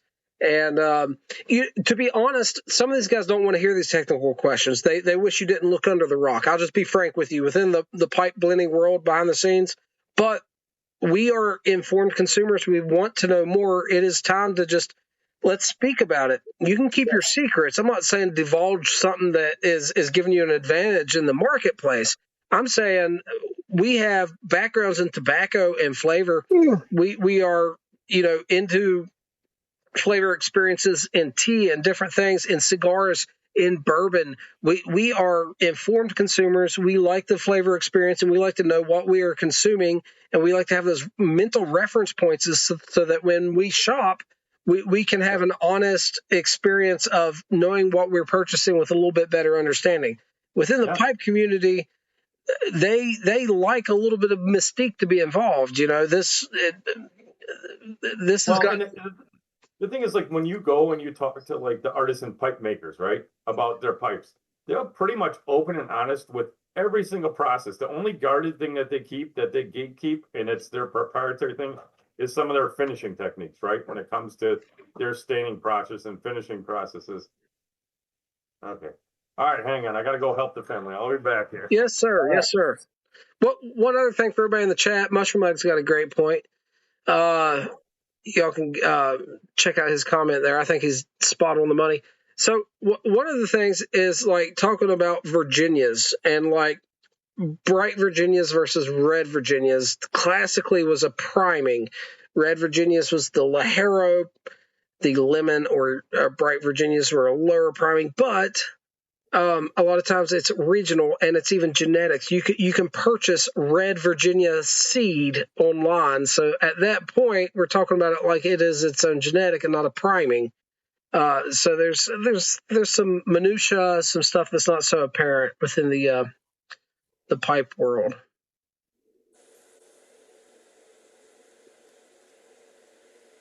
Someone else jump in here. Yeah, we'll get someone else in here. Yeah, sure. Yeah. Moved on to an aromatic for you. Hey, partner, what's your channel? You have a channel? Don't have a channel, no. Okay, I was just making sure. Didn't want to gloss over you if you had something I could promote there. No, my son was going to talk to me and show me how to do that. I might put one up, but I haven't yet. Well, I hope you get the chance to. It's a lot of fun. It's aggravating too. I'm not going to lie, but it is a lot of fun. I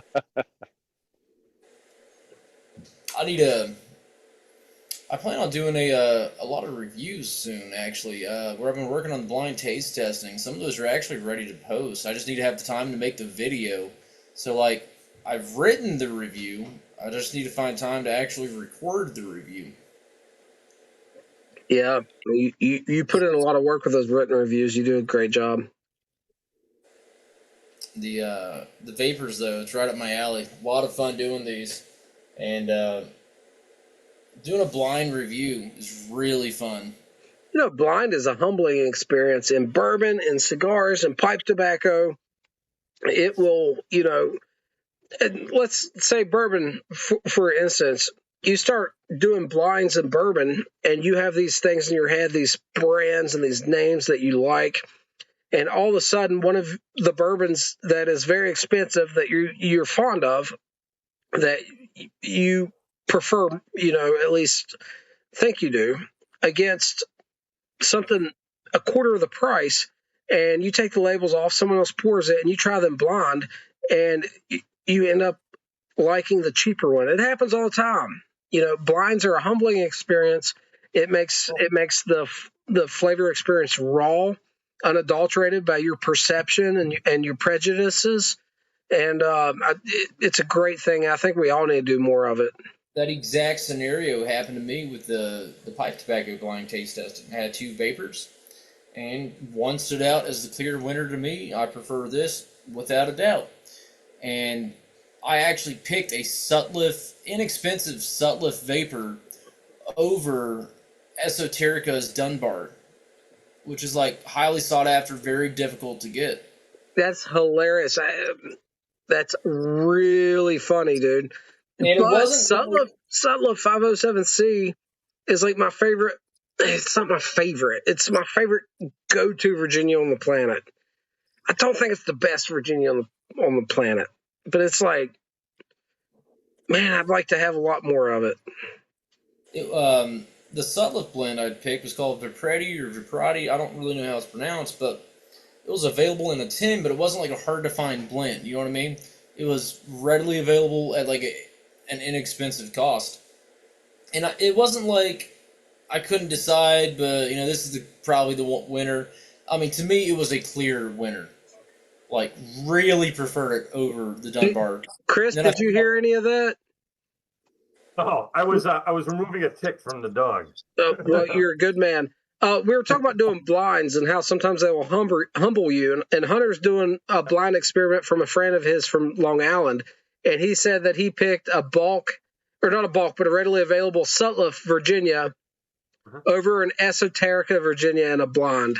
And that's how this goes, man. I love blondes. I do. Yeah. They will humble you, change your expectation. Once those prejudice and expectation drops and you're smoking it for what it is, it's hard to tell what you might actually enjoy. I think it's great. Real quick, guys, Rudy says he's not the best presenter, but certainly he says, I know I'm not the best presenter and certainly not the best public speaker, but I try. Rudy, you're a great man, and I am blessed to know you as a friend. And I wouldn't worry about any of that, brother. You keep doing your thing. Do your thing, man. YouTube, think of it. It's YouTube. It's your tube, man. It's your thing. Do your thing. Don't worry about anybody else. Rudy's a good man and a good friend, and I think he does a fine job. I mean, I'm a terrible speaker, but I still enjoy making YouTube videos and having the podcast. I never know what to say. I stumble. I mutter. I stutter. You name it. But I do it anyways. It's I do too, brother. It's about personal enjoyment. Yep. Yeah, David G is talking about Perry Jensen. Did your buddy send you? Did you make sure he was sending you fresh stuff of both, or did you? Now sometimes people do that, and they'll send you blind. They'll send you some aged whatever, and then you send you a fresh something else, and you're like, okay, all right. A lot of it's aged, but the way he has it A/B tested, they're about the same era. Okay. Yeah. Okay. So for instance, I had 2019 Rougarou versus 2018 Sutliff match, for instance. Okay. And he has an extensive collection cellared away, Chris. This guy's cellared very deep, and yeah. It's my buddy from Long Island who I've known for a while now, and he started like actually building up his cellar in the 90s before it was cool. You know what I mean? And so he's regularly smoking like McClellan's Christmas Cheer from 1998. Like, he bought it new and just held on to it that long. You know what I mean? But he's a Virginia guy. That's mostly all he smokes, but he has phenomenal taste. So he's like, hey, I'm going to send these tobaccos out. Anyone want to blind taste test them? And I'm like, right here, because one, it's going to be a great palate training experience for me. And two, I know what this guy smokes. I'm going to get to smoke some really awesome tobacco. Well, and Jeffrey did that. Remember when Yeah, Jeffrey was I doing was just about to say, Jeffrey did a whole series on that, and he gave Hunter some nice regards there. He says, I love blind testing.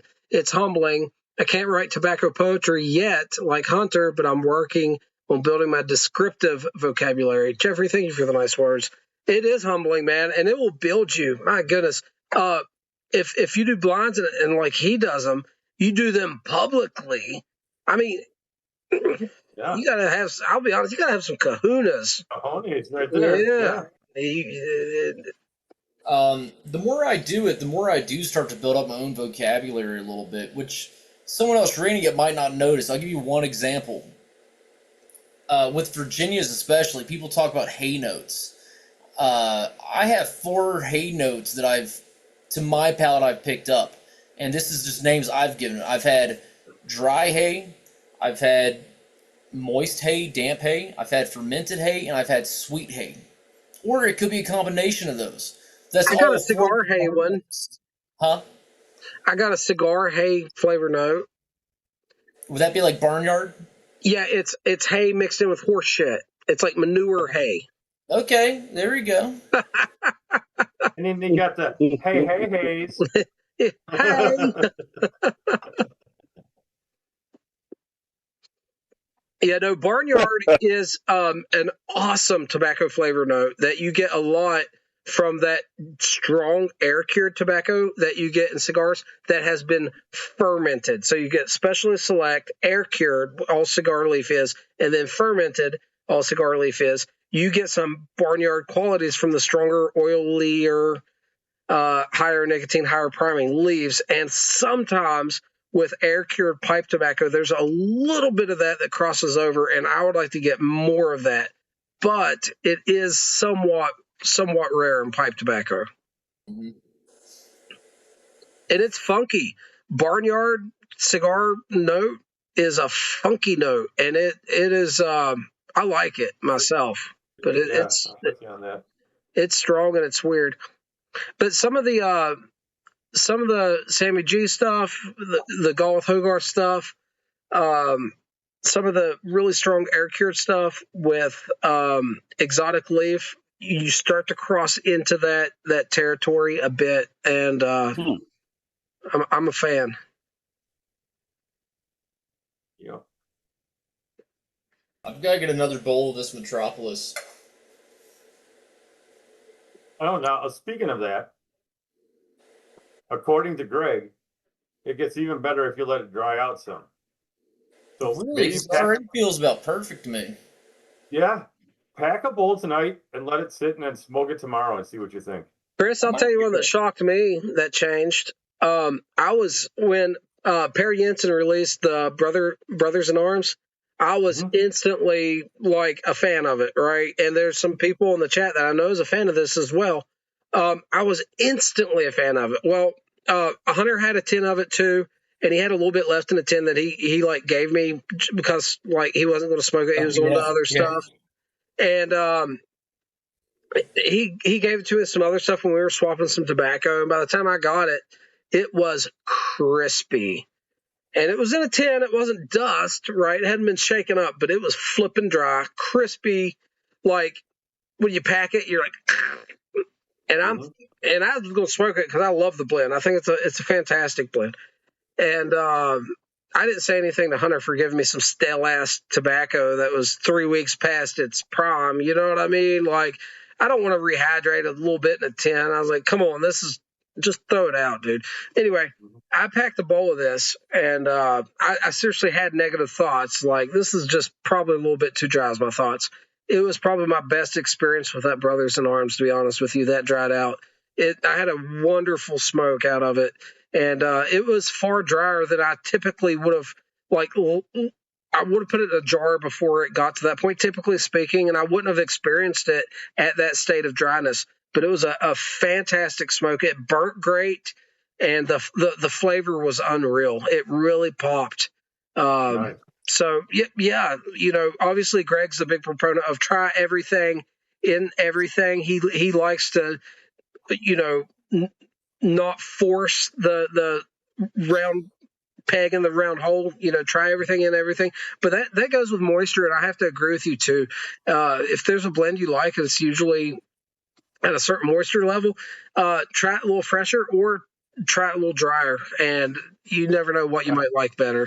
I mean, I plan trying the Metropolis that way. I mean, if the man that blended it says he thinks it gets better when it dries out some, I'm going to try it. I mean, I might disagree with him personally from my personal taste, but I'm going to give it a try that way. And you're not out anything for experimenting. I mean, you're going to grow as a pipe smoker and as an enjoyer of flavor just from the experimentation, even if that's not your preference. Yep, 100%. Carrie says Brothers in Arms is best fresh. And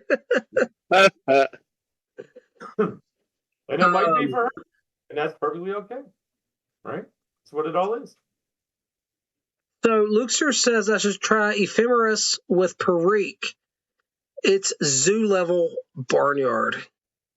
Zoo level barnyard. I like what he says there, Ephemeris. I mean, it's not quite carnival level, but zoo level. Ephemeris. What is Ephemeris? That's the Cornwall blend. It's the Briaries Virginia blend with all the different Sutliff Virginias. Oh, that's not what I thought it was. My fault. Yeah, they have they came out the Ephemeris, which is their big thing, which is a bunch of just different, like stoved and, brights and red Virginias and that kind of stuff. And then they did it the same thing, but they added Perique to it. Well, there used to be a old school print thing, Pipe Smokers Ephemeris, which was a old school printed newsletter back in the day that a lot of the old pipe writers would contribute and mention in their books. Was it Newman in Search of Pipe Dreams? He was a big contributor to that.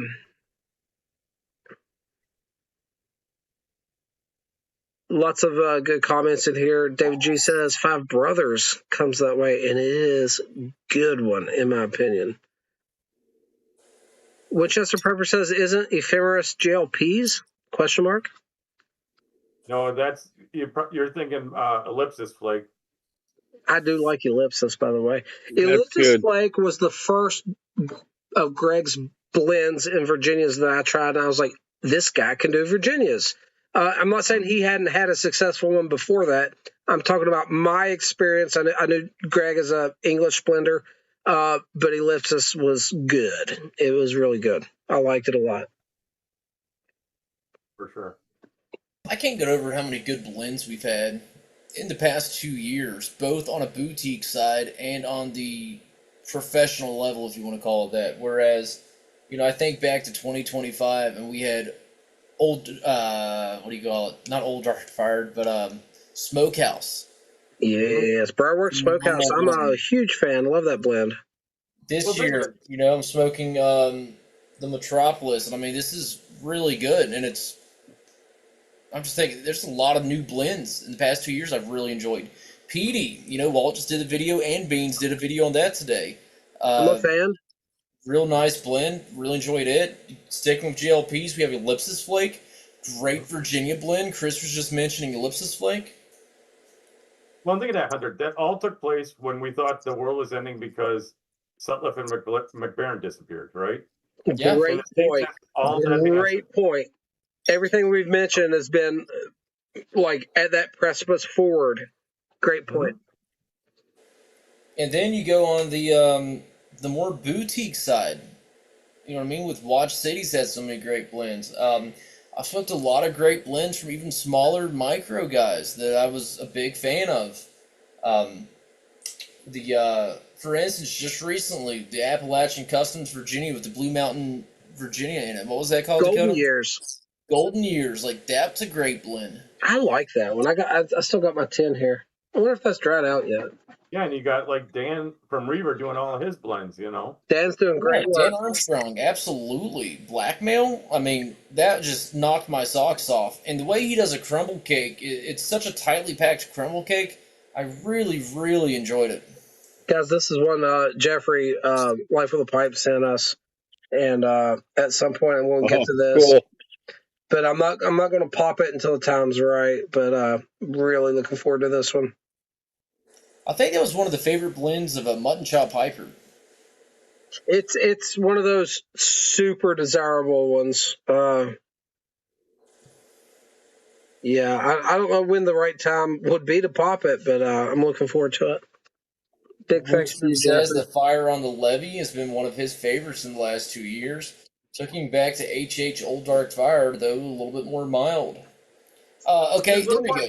more Going- depth too, I think. You know, it is a little bit more going on. You know, in the fires Okay. on the levees. Talking about like Old Dark Yeah, it's Fire a good and blend. Rooster blends, we had the Mass Hole. Oh yeah. I mean, I'm a huge fan of it, but I think that it's just something they ordered from COP. I don't think it's something they had much input on. sure, Just but to I be mean- frank, just to be frank.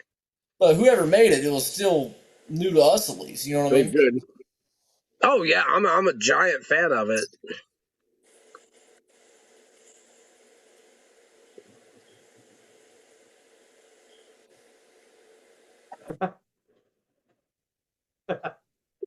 You see Sonoran? Sonoran made a comment just for you, Dakota. Just tried registering on Pipe Smoker's Den. They rejected me immediately. See, guilt by association. That man did nothing wrong. For the record, though, full disclosure, I do have their Pipe of the Year on order coming. I'm that not was- against anyone. But that was I'm- more so because of who was making it, so I had to get one. I I'm thought not about it. like I'm not like band with me against them. I'm like I had this horrible experience with those Wazoos. That's it, man. Well, I'm not even in it, but I knew he was making the pipe. He showed me the prototype he made for it. I'm like, I'm gonna need one of those. Yeah, I almost bought one. I didn't get it, but the K Woody looked pretty cool. Yeah. Oh my god! All over Just my dump some? keyboard. Nice. All over my keyboard. Get a straw. Man, you're not joking.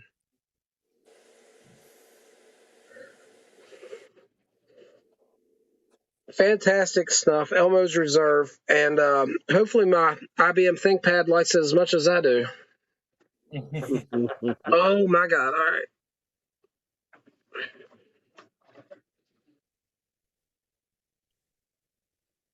I tried one of these little tiny cigarellos that I got at the liquor store. Has a humidor. I went out and got these. What Pretty brand? good. Acid. Acid? I'm hit and Yep. miss with them, man. I hope you enjoy it though. This tastes pretty good. Like I said, I'm not really a cigar connoisseur, but this one tastes good. I'm glad you're It's liking it, man. Little.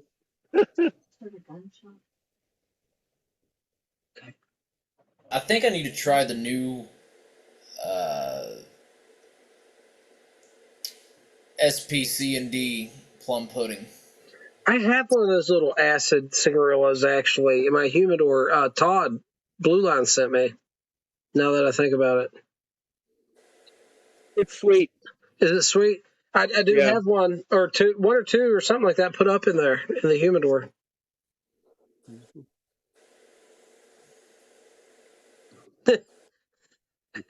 ASDF toots. Good one, Luxer.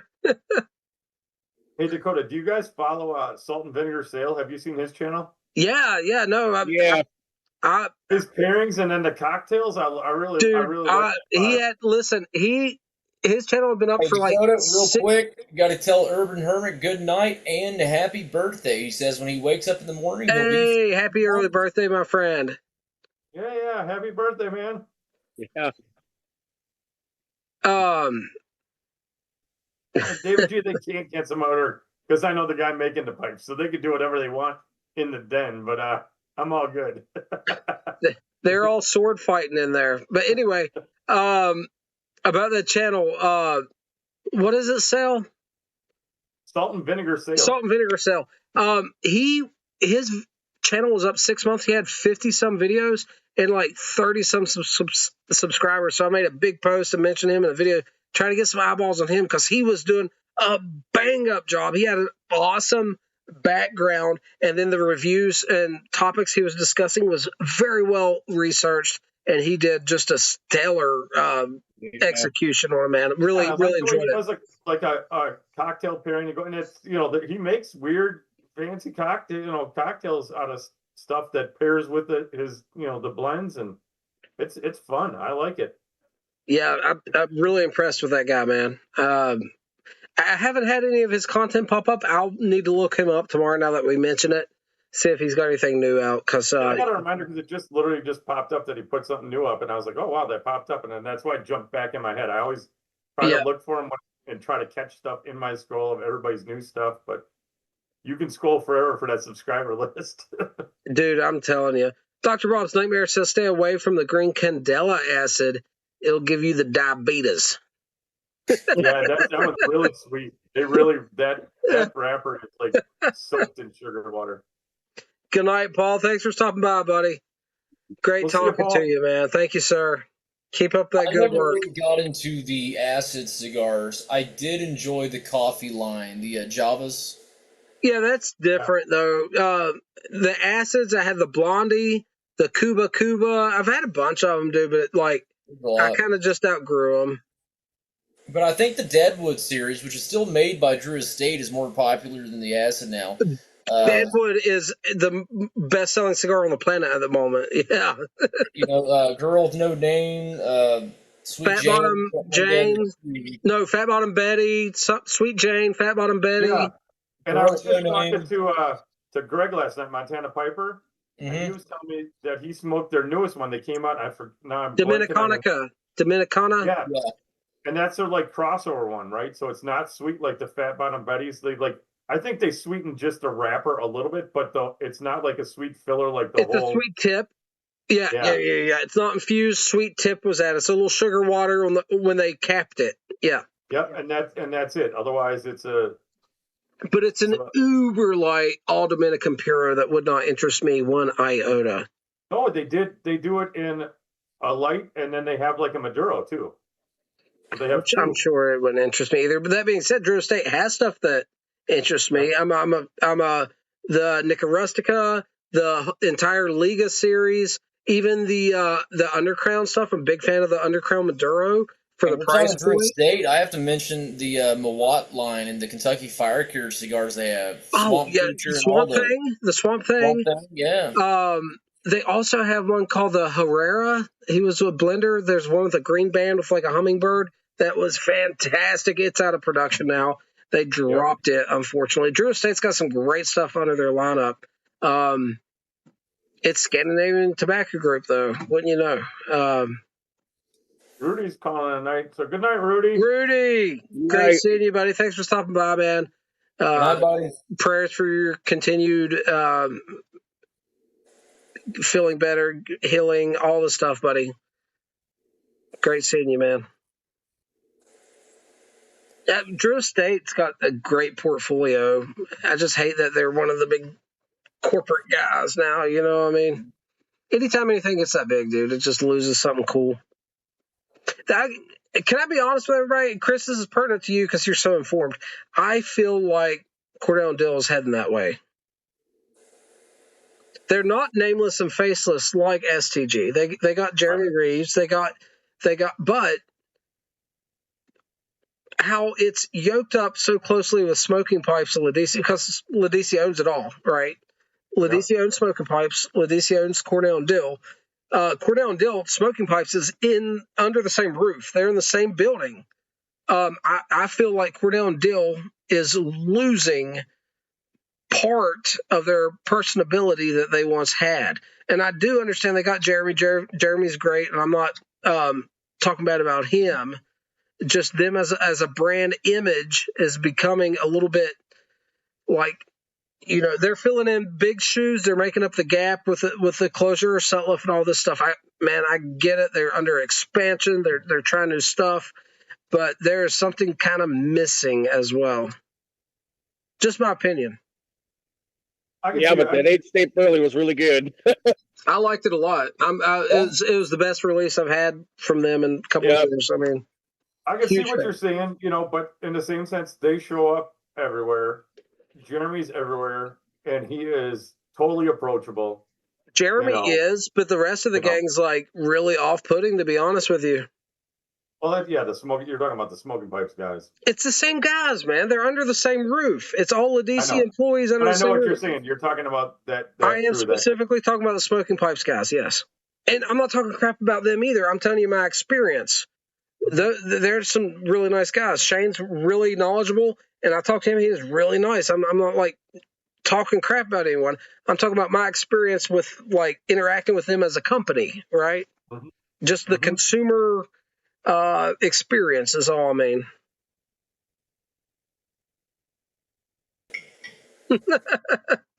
Mushroom Bug says, it's that damn Shane Ireland. Don't trust him. Gary says Shane is sketchy. He was really nice to me. But no, the whole Smoking Pipes crew was very cliquey, very, if they're going to meet anyone new, it is you come to us and you bow at our throne and you introduce yourself, because we are not mingling with anyone. We're going to stay together with Hitler in the back corner. That happened. That really happened. I mean, I'm not lying. Hey, was it you? What was it? You or Hunter? Who was it that didn't like the guy, or ran into the guy with the big 10-gallon cowboy hat that was like 6 foot tall? Or That was me. the deal? That was Yeah, both what was of them the- didn't like him. What was the deal that went down with that one? Because Well, I know who that guy. The thing is the night before, Friday night, the pre-registration night, it was supposed to be pre-registration and the sale of Briarworks merchandise is what was advertised. Well, when you get back there, there's Savinelli's booth, there's a Peterson booth, and like there's this really obnoxious guy in a cowboy hat and all this stuff selling like Savinelli and Petersons and stuff when it's supposed to be a Briarworks thing, right? And so when I get back there and I'm looking at the Petersons and Savinellis, and they had a couple pieces that's not in regular production, you know what I mean? Some one-offs and stuff. They had some really beautiful stuff on display. Well, no wonder Smoking Pipes owns Peterson and is Savinelli's sole distributor within the U.S. They have access to everything. So they weren't announced going to be there. I don't know who the guy's selling on behalf of, and I'm like, awesome, man. I love Savinelli and Peterson. I'm like, who are you with? Who are you representing? And he's like, I'm us, or something like this, you know. Huh. Hunter might be able to give you a little bit better actual quote. Like, what was it that he said? I just had it at the tip of my tongue too. I was kind of like, who are you? You know, whose booth is this? Because it was supposed to be a Briarworks thing, and they're selling Savinellis and Petersons and stuff. He said something along the lines of, "Oh, I'm with us." Yeah, it was this very, don't you know who I am? You know, very pompous, you know, and I'm like okay, who is us? Is literally what we asked. He's like, oh, Ladisi. Yeah, so Ladisi had a select bit of merchandise for sale with Briarworks, which is fine. It wasn't portrayed it's supposed to be that way, but Briarworks is hosting, Ladisi, so whatever. The way he was speaking when we were asking, like, hey, who are you with, was, you should know who I'm with. Oh, it was very much, I'm talking down to you, and how dare you not recognize me, and like, yeah, it was very off-putting. There was nothing engaging, like, as far as look, I'm not a salesman. I don't do sales. I'm in a technical trade, but like anyone that knows anything about sales is, this is not how you interact with the people that have money in their wallets. You know what I mean? Yeah. There's obviously some ego on the line here. Someone's got some insecurities that like needs to be addressed, right? I've never seen this guy in my life. Okay, he's not on any of the Smoking Pipes videos. He does not have an online presence as far as the pipe community goes. He's dressed like full-blown, just got off the Yellowstone shoot, you know what I mean, filming the TV shows, what it looks like. And he kind of acted like we were idiots for not knowing who he is. Like, I know who Shane Ireland is. Like, you should still introduce yourself if I'm talking to you, but, like, I know who Shane Ireland is. He's in all the Smoking Pipes videos. Like, we've seen him. We've never seen this guy. And I was never asking who he was personally. I was asking who is being represented, whose booth is this? Because this is a Briarworks event. This is the pre-registration night. You know what I mean? I was just asking. For all I know, it could have been Briarworks selling their stuff they get from smoking pipes. You know what I mean? But no, it was very off-putting, dude. Very distasteful. I didn't catch How dare we ask? You know what I mean? How dare we ask? Winchester Piper says that guy was annoying. He kept trying to push his Petersons and size by offering a free tin of tobacco if you bought a pipe. Yeah, that's true. If you bought a pipe from him. Actually, no, Winchester, you got it wrong. He doesn't give you a free tin if you bought one of those pipes. You get to pick a free bowl full out of any one of those tins, is what it was. Hey, you guys, I'm heading out. Have a good night. Thanks for stopping by, brother. Take care. Yeah, good smoking with you. You too, sir.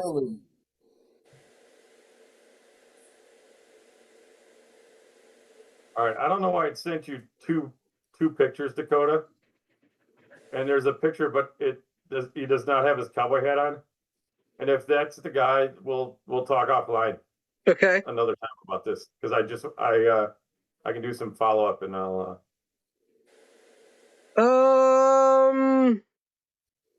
It's the only picture I could find that I could find of him, and it doesn't have the hat, but I don't think so. Okay. And that first picture is a stubby little booger. What is that? That's a Dunhill stubby.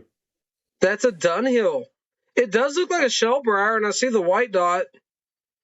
Mm-hmm. What decade is that? That's like a 2016. Oh, I had no idea. It's a modern white dot, yeah. Cool. Now, the white dots still say Dunhill on it, on the bottom? Yeah, they say Dunhill white dot or whatever. It says white dot. The word's white dot. Yeah, I think it still says Dunhill too. I think. Oh, yeah. Let me do another deep dive on this, because I think it is who I think it is, and I'm not sure. This guy had a full beard, but yeah, we'll talk offline, Chris. Yeah. And if I see the picture, I could identify him. Looster said kind of what I was thinking. He said it's a fake Dunhill. I ain't trusted none of those new Dunhills. I can tell you, it is a true Dunhill, and there's 3 of those little stubbies, two of the Shellcraft like that, or the rusted, or the whatever, and then one smooth. Is that not a Shellbriar? Yeah. Okay. They are, and I got them for their. Those are the ones that Johnny from Palmyra sent me over to show them to me. He got them in. Man, I don't know where he's shopping at. He's getting his hands on some stuff, dude. He's really finding some cool stuff. Pretty soon he might get his hands on some of my stuff. I gotta get rid of some. Hit me up. What you got? Hey, I'm in the market to buy some cigars discounted. What do you got? Oh god damn! I got tons of cigars. Well, that Atabay, that box of Atabays, you ready to come off that? That ain't going nowhere, bro. We're gonna have a picture of Big Tech. I've been looking up reviews of the new Dominicana Davidoff, and I would kind of like to try it. The thing is the price point, man. I know it's gonna be a good stick, but at like $26-27, I could get a Padron Family Reserve. You know what I mean? Mm-hmm. Something I know that's just absolutely going to blow my socks off. Okay, here's one. Was he a ginger? Your cowboy was a big old ginger beard? No. Yeah. Was he? I don't think he was. What? The cowboy. I want to know if the cowboy had a big ginger beard. Yeah, maybe. Yeah. I've seen the cat before. I admitted you, Walt. I'd seen him. I can find out who he was, Chris. The Smoking Pipes got an employee thing on their website. He's not on it. He's not on it? He won't be.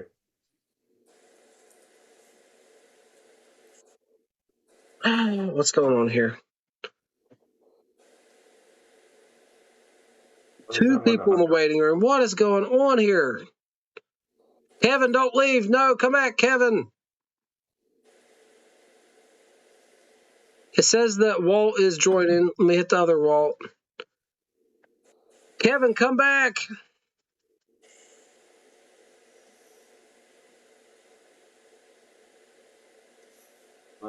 Hey, Walt. Hey, What kind of discount you get on cigars there, buddy? 50%? How much? 50? Get the hell out of here. I kid you not. I need All to right, get Hunter, I me a sent you- I part-time sent you job a at a picture, cigar too. shop. Yeah. See if it rings your bell, Hunter. I sent a picture to you and Dakota. It's a different one. Still no cowboy hat, Okay, let me go check it out real but quick.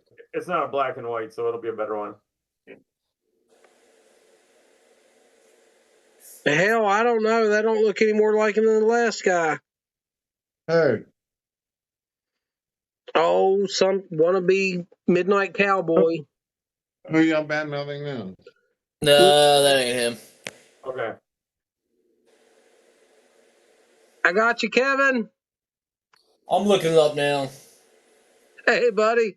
Hey, what's up, guys? What are you smoking, man? What's up? So I just loaded up a bowl of Horizon Plate Nice. from What are you drinking on tonight? 2024. What's that, bud? What are you drinking on tonight?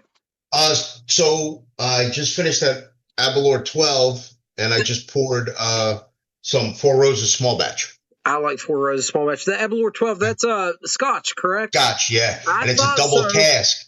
So they age one for 12 years in straight bourbon cask, and then they take one that's aged 12 years in the sherry cask, and they blend them together. Oh, man. And you get that these sounds good. incredible like apple and like real nice fruit notes, but it's a real creamy finish. Great stuff. That sounds And it's phenomenal. like a $50 bottle of scotch. It's amazing. I have no availability around me, and I can't order it. So We'll have to get you some. We'll have to It's small get you some terrible. down. What pipe you smoking there, Kevin? So this is the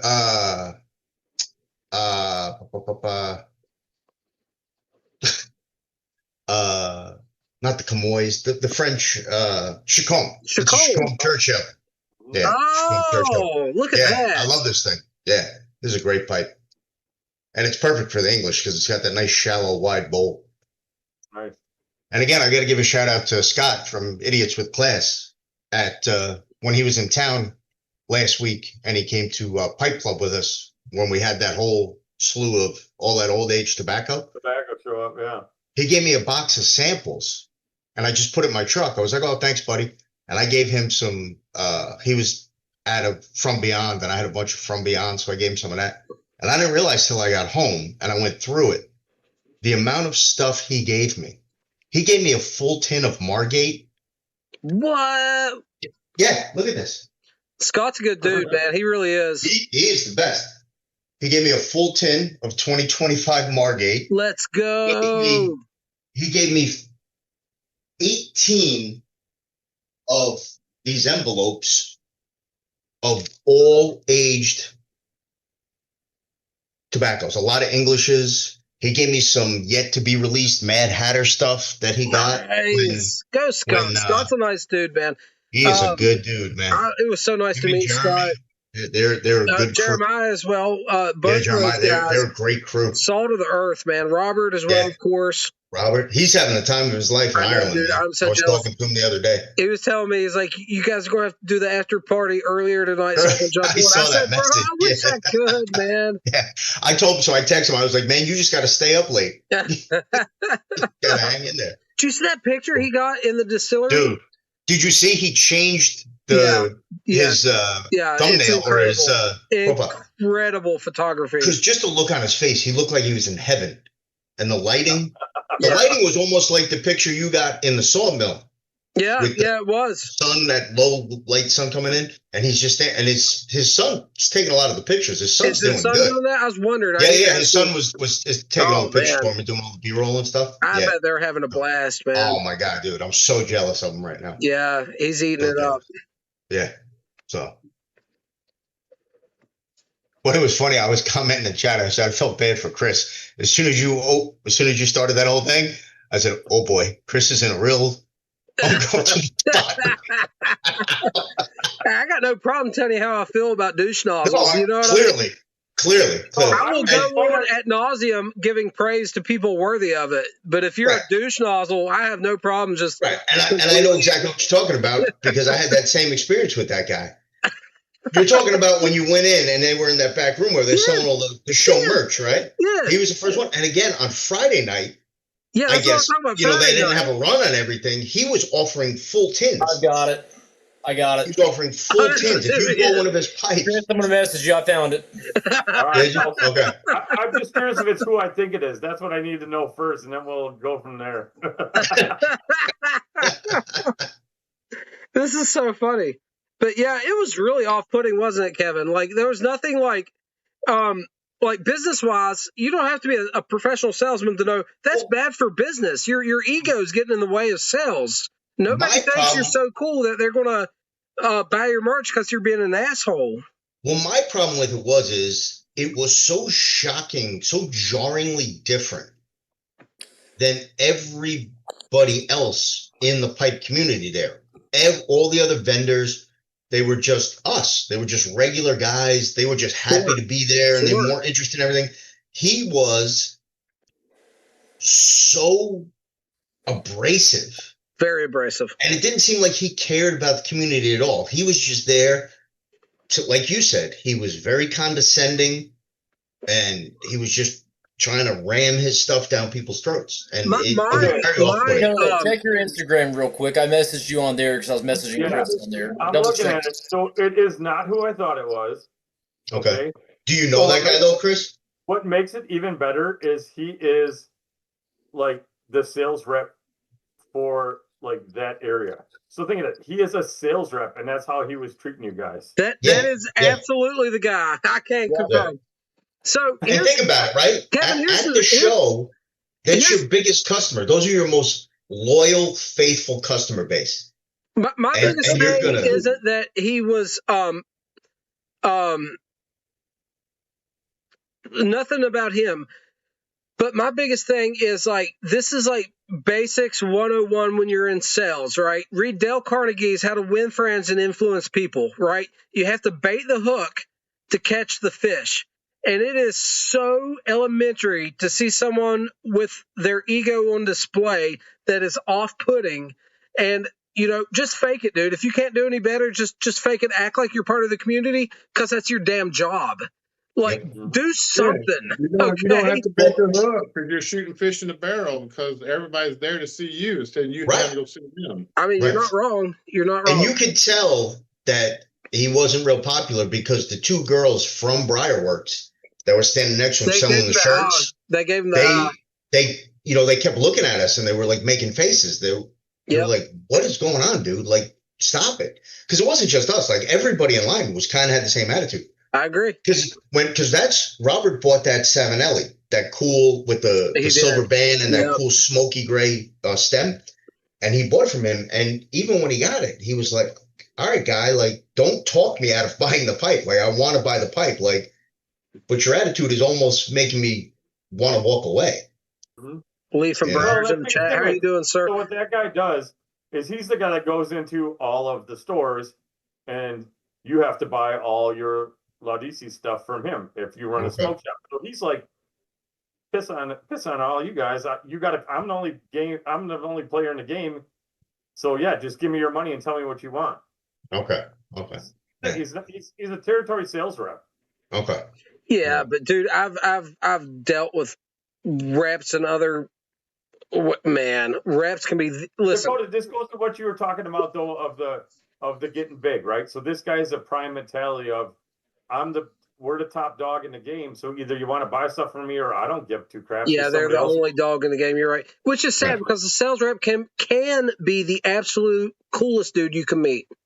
Oh, absolutely. And they can be. All they can be. Look at the cigar world, man. The sales reps in the cigar world. You look at the Undercrown, the Crown Heads cigar rep, the young guy that was there doing the cigar event Friday night. That young gentleman was a rock star doing the Lord's work for Crown Head Cigar Company there in Tennessee. He's a local. He's representing a local cigar brand on the East Coast. Listen, that's kind of like big shoes to fill, and he was a rock star hitting it out of the park. I challenged him. I acted like a newbie, then I acted like a cigar snob, and had him making me recommendations, which I told Tim Ossinger I was going to do that. You know what I mean? I was like, I'm going to test your rep here. But I was kind of just like going through the paces with him. That kid was killing it, man. And I'd like to see more people in the industry be as knowledgeable. The other guy that was really good was the new guy from Country Squire that was at the Country Squire table, because he was a brand new to their team. And that young kid. He's the guy that did the All Y'all. He was in Chicago. Right. He's a nice guy. He's a great kid. He represented the brand very, very well. Like night and day compared to this other guy. Yeah, I talked to him about his blend in Chicago and kind of what he was thinking, and he was, asking me about what I thought about some of the other blends and tobacco I liked, and he seems to be really into it, full of energy. Gonna be right. great. And he's got big shoes to fill to replace what's his name that went on to his mission work.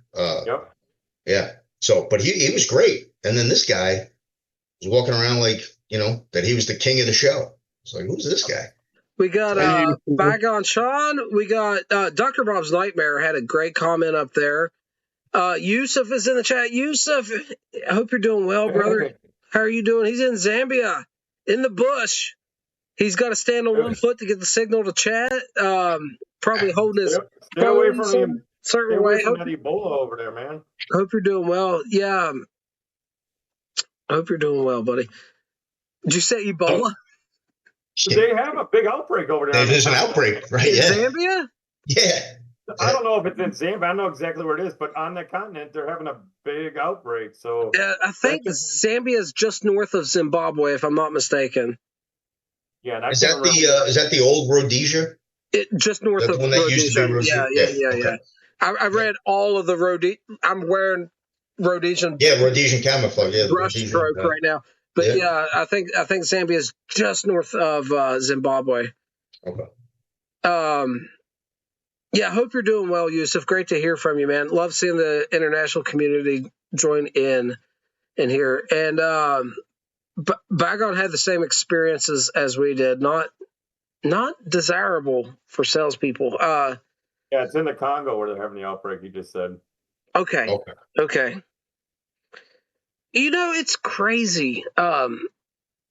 If you're ever so big that you can get away with having lousy salespeople, you need to address something. Or you've monopolized the market, or whatever the situation is, where you can afford to have really cruddy salespeople. I think that's it. I think it's monopolized. Yeah, someone at the top needs to be more involved and look at the people putting the boots on the ground and say, hey guys, we have a job to do here, and a presence that has to be put out, man. I don't know. Yeah, but that's the problem with the conglomerization of everything, where just these mega corporations just buying up. Well, I mean, all you're the not smaller. wrong. It loses that personal. For their success. You know what I mean? I hate to just right away be like, you're successful, I don't like you. At the same time, small is beautiful. Here recently, venture capitalism is doing that to this country. All the venture capitalists just buying up companies to just strip them of what their value is and fold them. Yeah, it's just sad, man. Yeah. I bought a shaving cream this past week, guys, from Taylor of Old Bond Street of London. It's a shop. I saw the video. Yeah, that shop's been there since the 1850s. Still in the same place. Still put out the same products, and there's just worldwide not much of that sort of thing left. And for me, it's hopeless romanticism, but it's beautiful. Davidson Sons in Wilmington, they sell that shaving cream too, and the brushes and the bowls and all that, and the straight razors. Davidson Sons in Wilmington, it's a pipe shop. They sell it to pipe shop? Yeah. That's pretty cool. That's pretty cool. I'll have to look that up, man. I've seen a few Copper. The first time when I found Old Man Copper, I'm like, dude, you got to start bringing your stuff to pipe shows and getting in that. He's planning on it. He's planning on it. I've talked to him about it. Speaking of Cop, he's coming into town next week. Yeah. I'm going to meet up with him next week. We're going to go have a drink, and Hey, you shake God. that man's hand for me, man. He's a good man.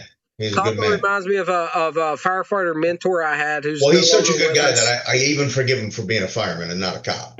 So, you know, that's a big step for me. I'm making progress as a human being because normally I wouldn't talk to him, but he's a good guy. What if he was a paramedic? He'd be your best friend if he was a Exactly. paramedic. Exactly. You know. You think I know a couple of cops in my life? Yeah. Yeah. I know So, how that rolls. Yeah. So I'm gonna mend some fences next week. I'm gonna bridge that gap. But yeah, he's coming out on Monday. And the funny thing is, it's CMA Fan Fest in Nashville next week, and he didn't know. You're kidding. So I was talking to him this morning, and I was like, "Hey, bud, are you staying downtown?" He's like, "Yeah." I was like, you better get ready. I was like, "Are you here all week?" He goes, "Oh, I'm here Monday through Thursday." I was like, "Well," I'm like, "Monday and Tuesday might be okay, but Wednesday and Thursday are going to be a nightmare because everything is going to be shut down." Guys, we got Stands with a Fist Piper in the chat. Thank you for stopping by, sir. Great seeing you. We got Greg, Blue Cord Custom Woodworks. Smoked his pipe today. Great seeing you as well. It is 11:53. Hey, back on. Sean said cops need heroes too, Kevin.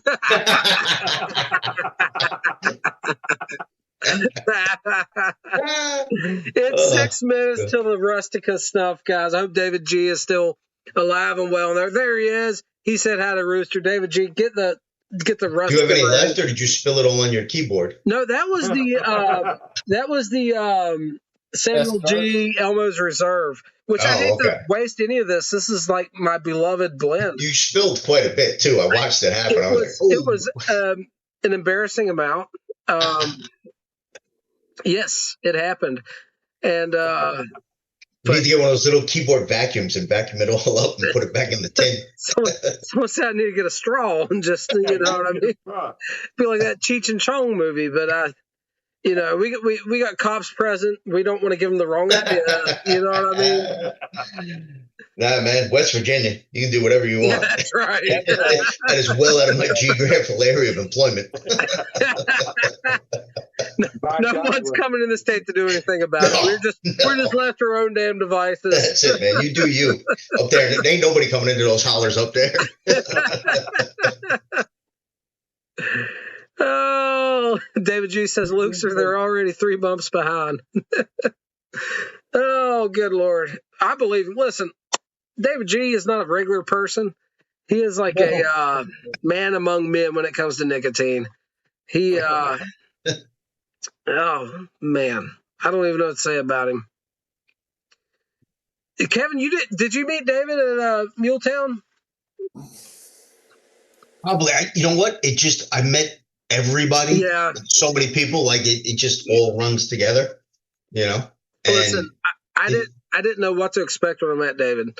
And he shook my hand and he's like, "Hey, I'm David G." And I'm like, "Hi, David G."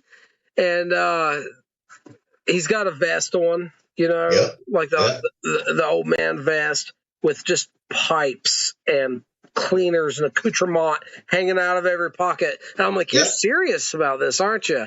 And I guess he drives around to a lot of the shows, man. Did he have you sign his poster? I signed all the posters I could. Yeah, because he was going around Friday night, and he came. He's like, "Hey, can you sign my poster?" And I was like, "You want me to sign your poster?" I was like, "Okay." You're probably talking about what's his name, Hunter? That wasn't David G. That was oh man, because he was wearing a vest. He was an older guy who was wearing a vest as well. They're both career military. Okay. Terry Carpenter. Yeah. Terry Carpenter. And his wife. Okay. That's who that was. Yeah, because he was wearing a vest as well on Friday night. I thought that's who you were talking about. Okay. He was a very nice guy. Very nice guy. Had the vest on. Okay. David G had a flat cap, I believe. Okay. Yes. Terry didn't make it. They didn't make it. Terry. Tom had a poster as well, Kevin. Porch Piper Tom. I don't know if you're acquainted with Porch Piper Tom. Yep. That's my buddy there, man. Yeah, he was there with his son, right? Porch Piper Tom? No. Was he there with his son? That was security. That wasn't security. That was fistful of Briar. Oh, that was Fistful of Briar. Okay. Like I said, it's everybody just These are runs together after a while. people literally I'd take a bullet for. I mean, just salt of the earth, good people. Yep. And I mean that. Lukester, did you meet Lukester? I don't think so. Oh, I bet you I saw don't think him. so. Lukester's only 7 think foot so. tall. I'm sure you saw him.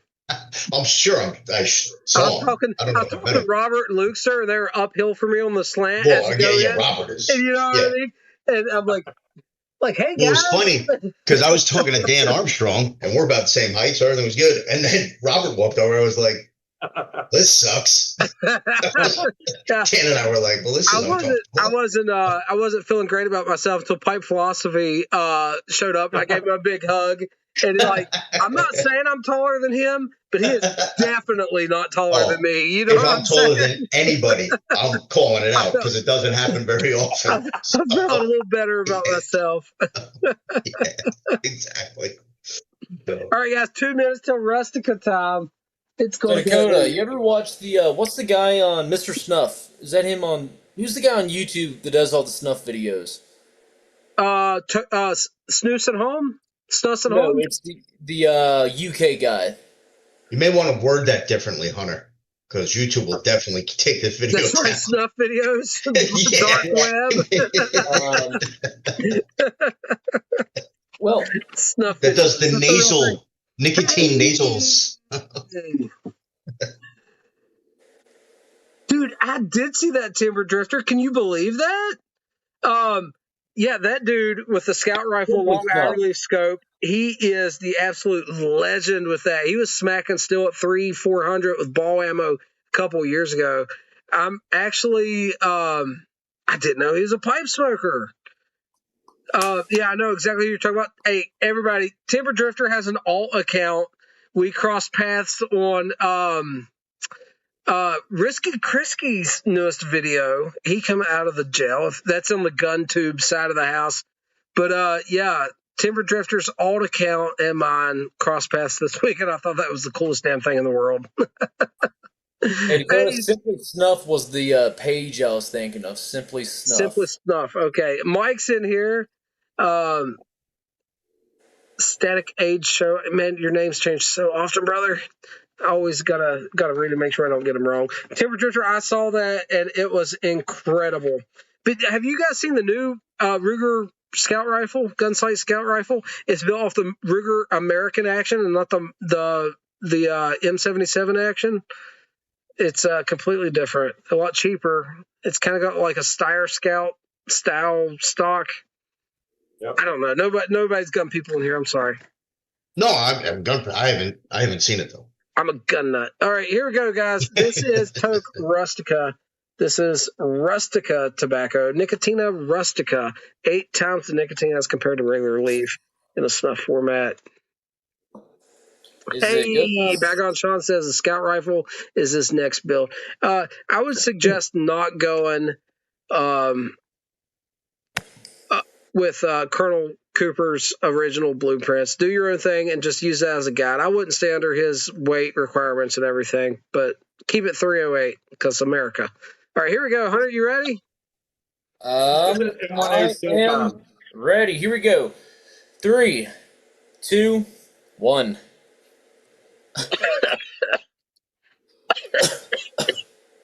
Lord.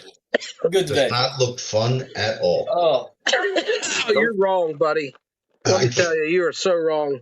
I must be because you do it every week. So. This is why no one's going to remember you. No, I'm joking. Oh, the list is long on that one. That's the least of it. I'm pretty sure we're going to get sponsored pretty soon because their sales have had to gone up just through David G alone, us introducing this. David G owns stock in the company now. Man. Okay. I'm telling you, Dakota, just get an M1A SOCOM. That's all you need.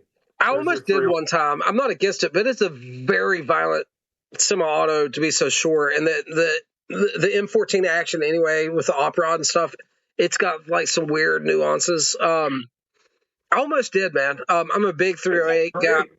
I got an AR-10 in 308, but it's got a 24-inch heavy bull barrel, and the gun weighs a ton. But I have a precision AR-10. I have semi-auto 308s, but I don't have any. That's SOCOM. You with that short barrel. That's a bull barrel on that thing, and it's heavy. It's not a light gun. No, it's an M1A. I also got like a foot and a half on you, so it doesn't bother me. Yeah. I'm good with weight and recoil and stuff. The M1A Scout I really like. I really like it. Yeah. But at the same time, like an M14 EBR or like the M14 National Match in the McMillan stock, because I got a Remington 700 and a McMillan stock, like an M40 type clone. I'm a big fan of. I love McMillan fiberglass stocks, and they make one for the M14. I don't know, dude. If I ever go down that road, that's a whole different, like, I can spend some money on some guns. I gotta call it quits for the night. Love you, bro. I'm not gonna be far behind you. All good. We'll see you all. I got a pistol I just dropped like almost $2,000 in, like way too much money, but it gets away from you quick. Dude. I'm glad I jumped out of that rabbit hole. I was like, I got enough. Dude, that's the thing. How many guns do you own, Dakota? Well, way more than I need, but not as many as I want. You know what I mean? It's like pipes. Well, here's the good thing about guns, though. To be honest, they're not quite liquid, but they hold value extremely well. And when I do purchase guns, I'm extremely picky. There's a lot of guns around me in this area. The secondhand market is flooded. I purchase firearms when it is advantageous to me. And I keep a little bit of money liquid for this purpose. And it's typically a sound investment, a good place to park money. That being said, you run out of room. Homeowner insurance will only cover up to $10,000, and if you're into guns, $10,000 ain't a damn drop in the bucket, dude. I got $10,000 in like 2 rifle scopes. You know what I mean? Yeah, but you have interesting problems, but at the same time, it is a very good place to place money. I think as an investment, firearms is a sound one. The problem is when your collection grows and your variety of calibers grow. No, I keep then your ammunition stockpile. I don't have crazies, man. I've gotten rid of my crazies. The craziest I go is the craziest I go is like 8mm Mauser, 30-30 Winchester. I don't have any crazy. I used to have a bunch of Wildcats and stuff, and I didn't do any of that. That's like when I stuck them on. It's I got the 22, 40, 45, the 223, 5.56, and the 308, and then a 12 gauge, and that's it. Yeah, but even that, what did you just name? What 6, 7 calibers? Like that stuff. When you start, adding up. I have gotten rid of so many, man. I may have a construction site rigid job box. Good idea, sir. There you go.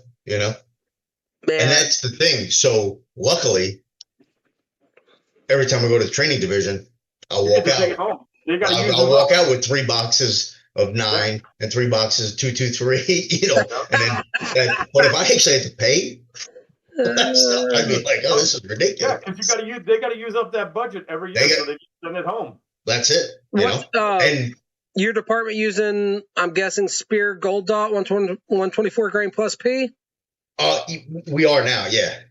For a while, we were using Lowman 115 plus P plus, and then we got away from plus P plus and went to just the plus P. So it changes every year, every couple of years. You get new captain and training. The FBI statistics, dude. And FBI testing, I love it. I nerd out so hard on ballistics, man. Yeah, ballistics is a crazy science, man. It is. Well, I'm into long range stuff, precision stuff too. Now, I don't, because of the sight ranges around here, I don't go crazy with that. I stay within the realm of 308, right? Okay. So like a 175 grain gold medal match, 308 in a 24-inch barrel. So like that's the max I'm going as far as ballistic coefficient, velocity, max point blank range. I don't have to worry about that. I do know there's so much better stuff out there, but I'm into precision stuff, dude. I nerd out on it, and I do some reloading and stuff as well. Well, again, that's why a lot of guys get into hand loading, right? Yeah, I hand load. Most of my hand loading, hand loading anymore, dude. I can just purchase ammo for. Right. It's hard to get. Well, and then the time it takes you as well. So when the value of your time plus all the materials and. Well, since the pandemic, dude, primers has still not been readily available. So you have that to go with. You know what I mean? Yeah. It's crazy. Yeah. All right, guys. I think I'm going to shut this thing down. I got so much to do. Right. I gotta weed eat and do all kinds of stuff in the morning. And if there's anything I hate, I'd rather take an ass whooping than weed eat. I'll just tell you the truth. I'm right there with you, buddy. Right there with you. I'm too damn, cheap to pay someone to do it. That's right. So I'll do it begrudgingly. Well, what I did was, so I'll mow, and then I got a guy that comes every 2 weeks just to do the weed. Because I'll get on the. Find that happy medium. Because I'll stick my ass on the zero turn with a pipe. I'll cut grass, but I'm not going around everything and edging everything and weeding. It's like, nah, you can do I love that. It. I love it. I sent my son out to do that part. What is it? You got that forced I sent labor? my son out, dude. I was like, dude, you got to go out. You do all the weed eating. I'm mowing and get the leaf blower and clean everything off when I'm done. There you go. There you go. There you go. All right, everybody. Thanks for stopping by. I'm going to jump off here. Yep. We'll see you next week.